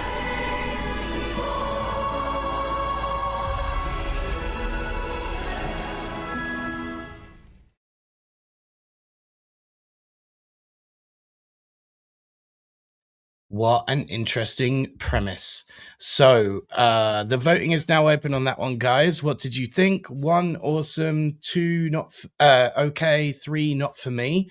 I'll tell you straight away what it reminded me of. Remember when we actually watched the Daw Brothers winning competition called Perfect Man, where the guy went into virtual reality, but then the knock on the door was, you know, the real reality is what you're abandoning your wife and kids. And this was the alternate twist where it's like a good thing. Now, here's where I think it got interesting. When he's going into the dreams, he has no control. You know, it's not like what we think of as lucid dreaming, where you have full control over what you can do and how you can do it. It's like, no, there's a character that you didn't want to be there, that you don't know how she got there, and you're falling in love with her. But then at the same time, that kind of is a dark narrative, you know, like as in he's found the love of his life in his sleep. And not in reality, you know, like it's kind of a weird twist at the end, finding out that this girl doesn't really exist in this world. And like, you're like, oh, well, now he's in love with his sleep character. So it's kind of all over the place for me. I love it. And I think it's got some strange parts. And I'm like, wow, what did you think? There's a couple of things. I think this is probably, well, someone earlier on said, there's not been any that's aimed at kids. This is the first one, I think. Like you could, this is like a Harry Potter, not so much. Yeah, it's not Harry Potter, but I mean it's aimed at that age group, age demographics. Yeah, and this is also, I can see this being turned into something bigger. Like this is like you can see it like 15 million. Oh, it'll be a lot more than that, but you can see this being turned into something. Like I think it's got a great concept. I think it ticks across families. You know, that's the thing. Like young kids would like it. There'll be always that older underlying story, like you said, that adults would kind of see as well. You can make it exciting. You can play around with certain characters, which they could sell at merchandise, like for merchandise. I think, this is, Totally. And actually, there were some comments earlier that it's kind of inspired by stuff like Spirited Away or Howl's Moving Castle. So this is a very popular sort of like, as you say, genre and demographic that they could appeal to here with characters. You know, my most interesting thought on this one was what a great use of AI. You know, like these, like, imagine the CGI cost for this.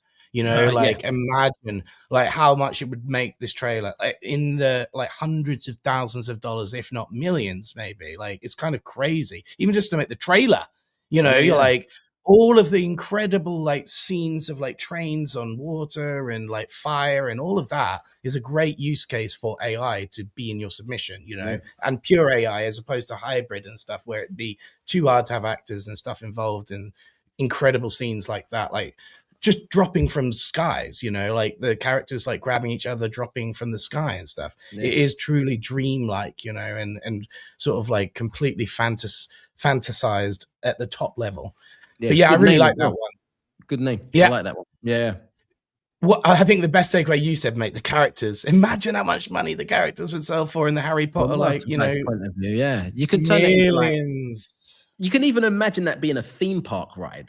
You know, like there's a different, like there's a whole based off of the flying. The reason why is because I was in Euro Disney and they've got the Peter Pan ride, and Peter Pan, you sit on this, I don't even know what it is, and then you're kind of flying around and stuff. Like you can see that being like a theme park ride. I think that person's onto something here. I really big time. That person's onto something.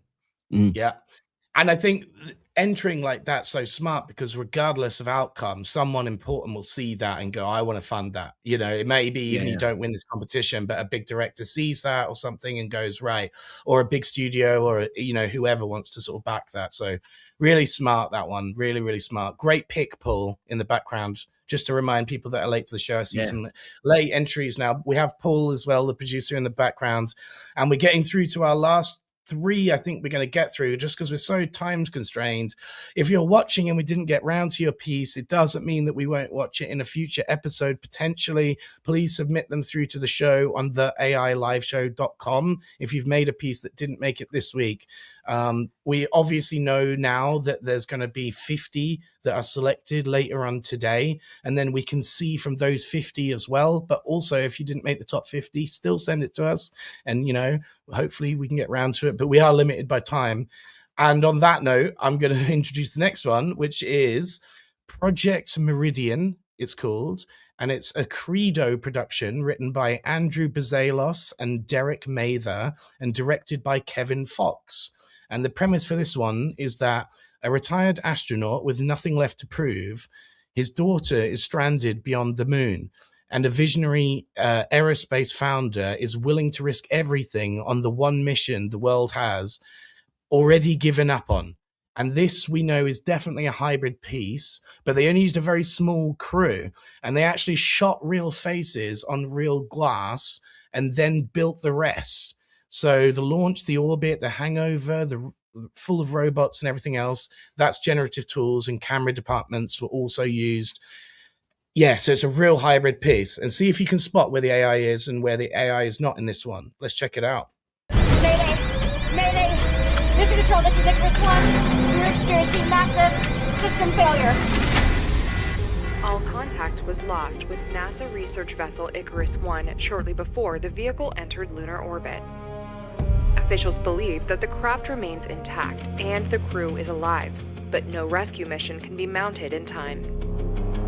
It makes you think you can still fly.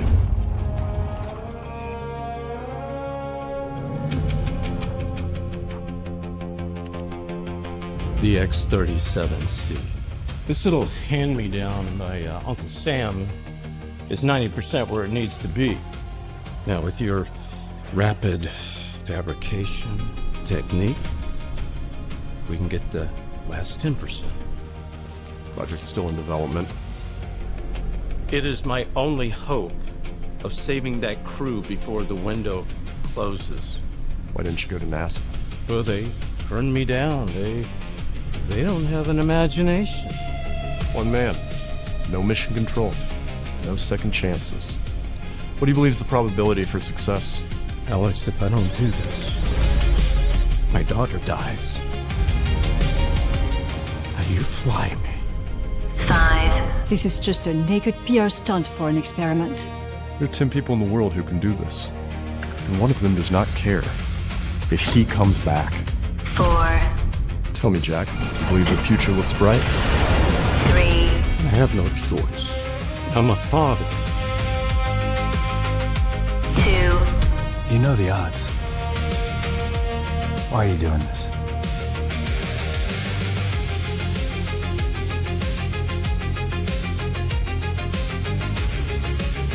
Because I got one last thing to fix. Well, let's make sure we're planning a mission, not your funeral. 1.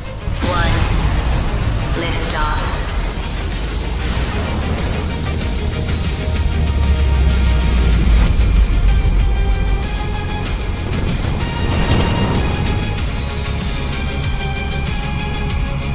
Commander Mercer, we have breached the Carmen line. Call me Jack. And what might your name be? Ether Autonomous Flight Systems version 3.2.4.1. Let's just go with Buck. Very well. Would you like me to activate the antimatter propulsion for you? Now, where's the fun in that, Buck?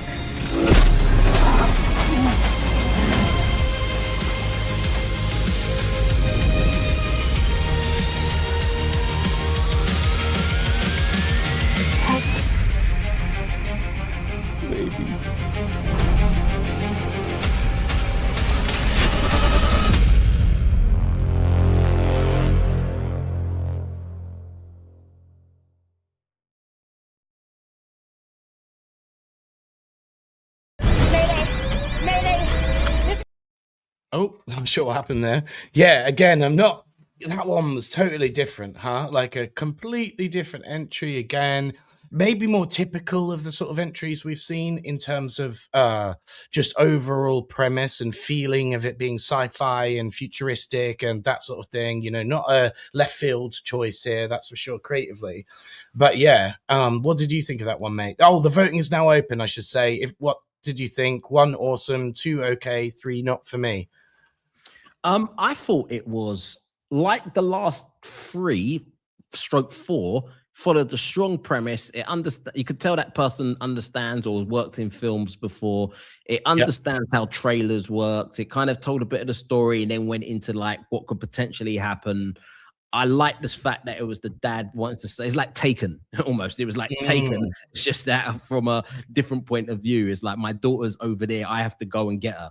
It's that kind of like the hero journey type story. I thought that the characters was good. I was trying to work out what bit was hybrid. You mentioned that it was hybrid. What bits were hybrid? Yeah. So a small crew of real faces were shot. I don't know exactly, you know, whether they were then transferred to AI or whether, you know, the acting performance was driving it underneath with driving video. I see Marco in the chat, by the way, and some other legends are just tuning in late to the show. We're only got like another 10 minutes live. But yes, kind of 2 across the board. Everyone voted 2 on that one, and I think that's exactly what my feelings were as well. I wasn't completely sold on it, to be honest with you. Like, but I thought there were some really good elements to it as well, you know. And again, with hybrid stuff, I think it's going to be like, well, where is this best used for AI? Like, you know, because it didn't feel like it was definitely there. You know, something was missing there where AI could have made the hybrid production here at least stand out a bit more, you know, I think. And that's what it was really missing, that like 2-1, you know, the 2-to-1 like usage of AI or usage of actors or usage of what you had to enter with in this one. I felt like it could have done a little bit more to get it to that like top level performer, really competing with some of the other entries we've seen. Again, if that had just been submitted to our regular show, probably a straight 1, you know, because it's like a great piece, but it's up against real bangers here, so it's tough. Tough. What I'm surprised we've not seen so far is a cartoon. Well, it's funny you should say that, actually, because there are some other things that we have, maybe in the next 2, we've only got 2 more left, but I know that I've definitely saved some more that were in an animation style and cartoon style. So maybe we'll get around to them in the next show, or maybe they are in the next 2. I don't know. Paul's picked these 2. So the next one, though, because I'm just checking out the time, we definitely have to get through these, is called Faster Than Light, and it is by Xanadu, who's the handle. And the premise for this one is that I made the solo over roughly 25 days, including conjuring the movie, concept, treatment. Oh, so this is actually just a bit of like a take from the director rather than the actual like premise of the thing. He's giving us a bit of backstory. So he made the whole thing in 25 days is what we know. Very loosely rooted around his YouTube series. So it's basically like a movie premise that he's made from an IP that he's already been building up. He had last minute help from Ryan and Elaine to get it done. So it was actually 3 people involved in this one. With all of that in mind, let's check it out. Honey, there's a fledgling planet called Earth. I want to go. No, honey, you know how I feel about fledgling planets. I'm so over it. It's 30 years premature. All right, pack your bags. Get the yacht ready.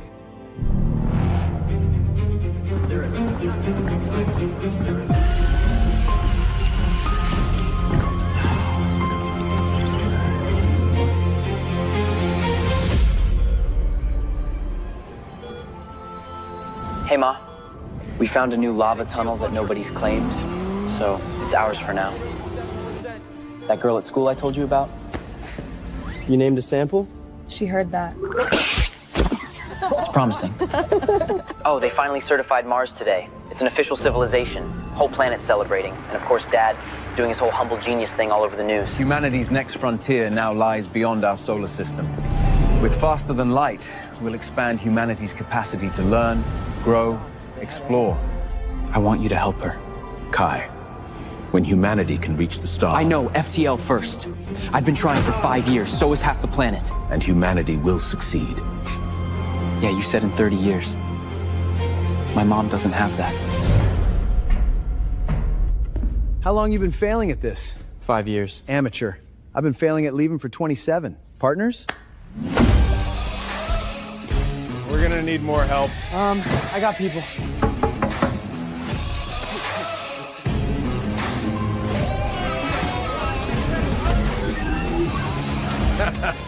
Told you this pack was gonna be fun. 88% almost locked. Energy flux stabilizing. You're clear on the core.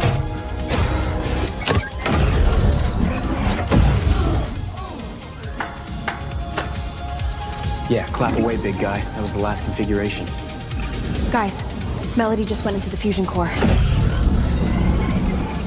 I can't believe it. Earth to Kai. Come in, Kai. Oh my god, it's Earth. It worked! Do you realize what you have done? We only called Earth. You did not make a call. You produced a signature. It means you gave the stars Earth's address. 30 years premature. Every merchant, diplomat, and renegade within 1,000 galaxies now knows Earth exists. Secure every inch of Mars where Kai ever set foot. We have less than 20 minutes.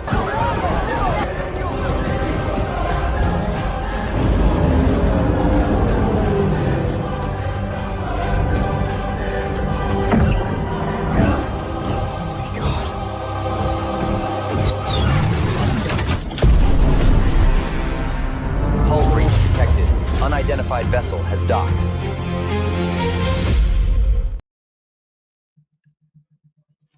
Wow, again, such a different entry there. Obviously, characters coming from his own IP and world on YouTube, like I said. So bringing in things that he's already got character sheets for, and no doubt stuff like world building, you know. So yeah, building kind of Gossip Goblin like, you know, where it's all like the same characters in the same universe. Yeah. So the voting's now open on that one. 1, you thought that was awesome. 2, you thought that was okay. 3, you thought that was not for me. It was a funny one for me. I wasn't really sure where to put it. I thought it was very unique. You know, the character designs are very, very cool. And I need to go check out this guy's YouTube, clearly. Interesting. Like a totally different take, a different pacing, feeling. Like definitely the sci-fi feely one type entry. But I like the alien characters a lot, you know. What are your feelings on that one? This made me realize that I think the ones that kind of aim at a younger family market are the ones that I prefer. I actually I really like this. Interesting. I can see this being like dad choices, mate. It's dad choices, isn't it? Yeah, it's not even dad, like, because my son is be too young to watch this, but it's right. I don't know. I could just see this being like not like a very young teenager stroke 10 to 14-year-old like market that can just do really well. Like characters like this guy, like that just turned up there, and like I don't know. The fact that they're still in high school and doing that, I could just see this like working. Yeah. Well, we've got some interesting notes here from producer Paul, just so quickly. This one is actually by a CGI guy that doesn't normally do AI whatsoever. And so that had that feeling to it throughout, you know, kind of like, you know, this is a new thing for him, but really, really cool first go. And you can see CGI background is instantly there, kind of like Hal and his BAFTA awarding editing that he's bringing to this, you know, like it's very obvious. But yeah. Interesting that, right? Like, I think it actually got a bit of negative feedback from his community because he doesn't really do AI, you know? So it's kind of got like a weird up and down votes for likes on his thing. Although we think it's brilliant as AI enthusiasts, many of his CGI audience are having a bit of a reaction to it, I think.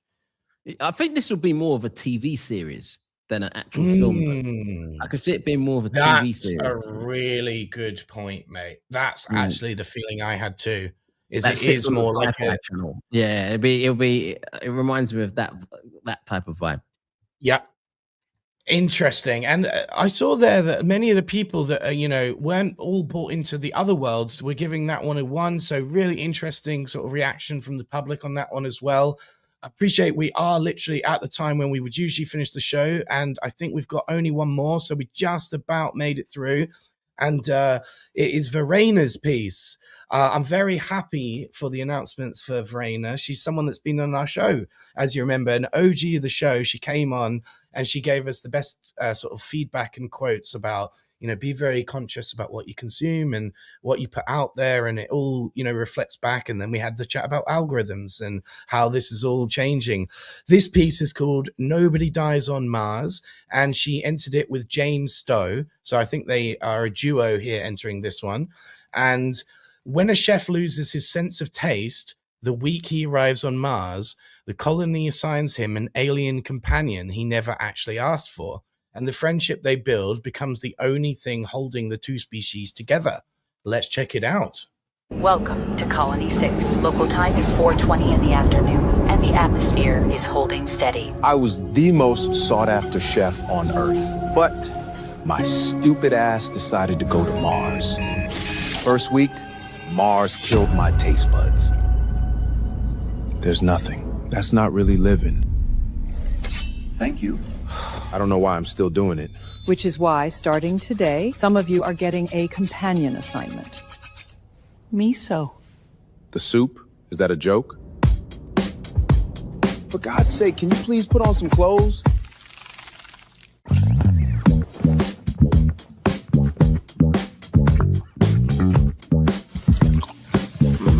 It won't give you your tongue back, but it can borrow mine if you want to try.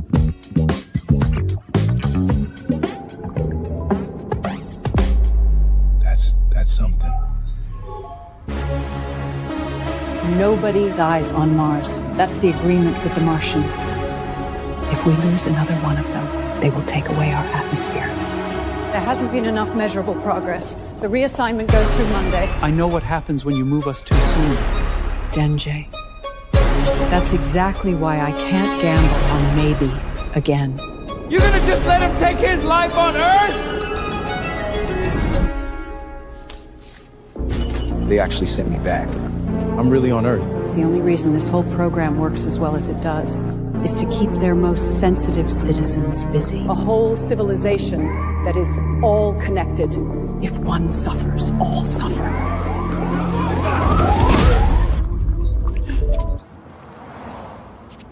Miso. They are pulling the atmosphere. All right, Miso, almost there. Just gotta borrow a ride. Unauthorized vessel. Yeah, unauthorized vessel, I know. Kind of the point.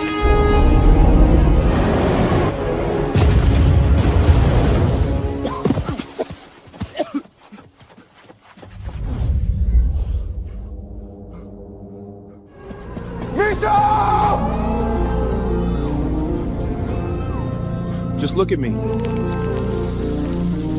Take my hand. Right here. I used to think if I couldn't get back what I lost, there was no point staying. Turns out that's not the question. The question is whether there's still someone worth staying for.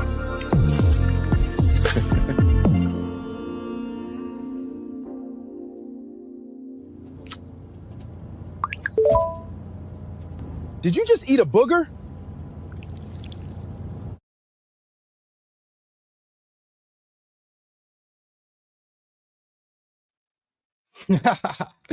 So first note on that one, great pick by Paul for the closer of the show, although we are going to watch a trailer, so don't leave us in a second. But the voting is now open for that one, guys. What did you think? 1, awesome. 2, okay. 3, not for me. I absolutely loved it. I loved the interaction of the characters. I loved the overall feeling of comedy and the upbeatness of it all and how different it was to the other entries. So glad to see Verena doing stuff like this. Honestly, really, really happy to see that. Really, really loved that one. What was your thoughts, mate? Yeah, I really like this one. I do think they missed a trick, though, and that is I think they could have just turned this into a straight comedy with a little bit of drama, but it felt like it was a bit funny. Then it went into something really serious, right? As well. I don't know. I think because when it went at the beginning, when it was just funny, I was like, oh, you know what? This is different. They've actually gone for more of a comedy, not like Spaceballs, like the film Spaceballs comedy, like silly, but it was just quite funny and like I don't know, just good vibe. utopia, you know, and then it just kind of went really down a dark path, and it was like, okay, and then it went funny again at the end. But I don't know, I just think they could have, it would have just been different to everyone else. Right. I totally see what you're saying there, but it did feel still to me like quite different to everyone else's. Yeah, but and I did like it as well. Yeah, this mustachio character I really liked, and the overall editing and pacing, and the alien character is really fun, and it's just totally different to everyone else's entries. Anyway, we are past where we would usually be, and we do have a hard stop today, guys. So what we're going to do is actually show you a trailer of the world premiere that we're going to be watching tomorrow with Henry, who's going to be joining us for our next creator session. And we're really, really thankful for Henry for tuning in today as well. If you're in the chat, mate, thank you so much for sending this little clip that we're going to watch of tomorrow's show. Let's check it out, Paul. Tonight on Junkyard King, new friends. I saw you, Kai. Giant monsters. Teamwork. How are we doing? Questionable decisions. And you pulled it out of an anvil? A little sass. Of course. There we go. You said you were missing animation, mate. Well, tomorrow we're going to be all animationed up with Henry, and it looks so cool, doesn't it? I'm so thankful for him to send over that excerpt. We know he's been working on it last minute, and so really, thank you so much. Oh, what a show, mate. What a crazy episode of the show. Like, such different entries to this XPrize compared to the normal things we watch, like music videos, advertising, and that sort of stuff. If you're new to the show, obviously like and subscribe wherever you've tuned in. We're on LinkedIn, we're on YouTube, we're on Substack. We have our own website, theAILiveshow.com. It's all up and firing now, mate. It's looking good. As Mary said, she's excited for the session tomorrow. Yes, we've got a big session tomorrow. Same time, same place. 4 o'clock UK time, 5 o'clock Central European time. Wherever you are in the world, use that as the benchmark. As Chris just showed you, we're going to be talking to the creator of that piece. We're going to be showcasing the whole show or the whole clip, and also breaking down how he does it. So if you have if you have any questions, let us know. And yes, Mary, if you're on YouTube, click the notification bell, subscribe to the channel, like the video, because it helps us in the algorithms, all of that jazz that you hear all these YouTubers say. Exactly. And as you said, mate, actually, we've got more than just a world premiere tomorrow. We're seeing the first behind the scenes of it and everything. You know, he's got a whole thing just exclusively for us. We're so thankful. And it's being brought to us by InVideo, which is the company that he's made it with. Agent 2, Agent 1, they're sponsoring the show very kindly. And like I said, it's a world premiere. And check out on luma.com/the AI live show to check out all the future events that we've got coming up, the regular live shows and the creator sessions on a Wednesday, twice a week. It's a lot, but we're doing it, and it's awesome content to be watching. Anyway, guys, like I said, we do have a bit of a hard stop today, and don't be offended if we didn't get around to your piece. Thank you so much for taking the criticism so well. I think at the top of the show, that was a really great way to open, having the directors watching and taking the criticism so well, trying to help each other. You know, we're not trying to get you down or anything like that, so don't feel like we want that. Yes, we're all trying to make each other be better creators at the end of the day, and these pieces were pretty damn epic. Henry's in the chat. There he is, giving us the let's go to horns. Yeah, exactly. Brilliant. Well, thanks a lot, everyone. Hope you have a great rest of the day. If you're in America, enjoy the rest of the day. If you're the other side of the world, have a good evening. And if you're around about the UK, Europe, enjoy the rest of the evening / nighttime. Yes. And thank you so much for tuning in. Take care.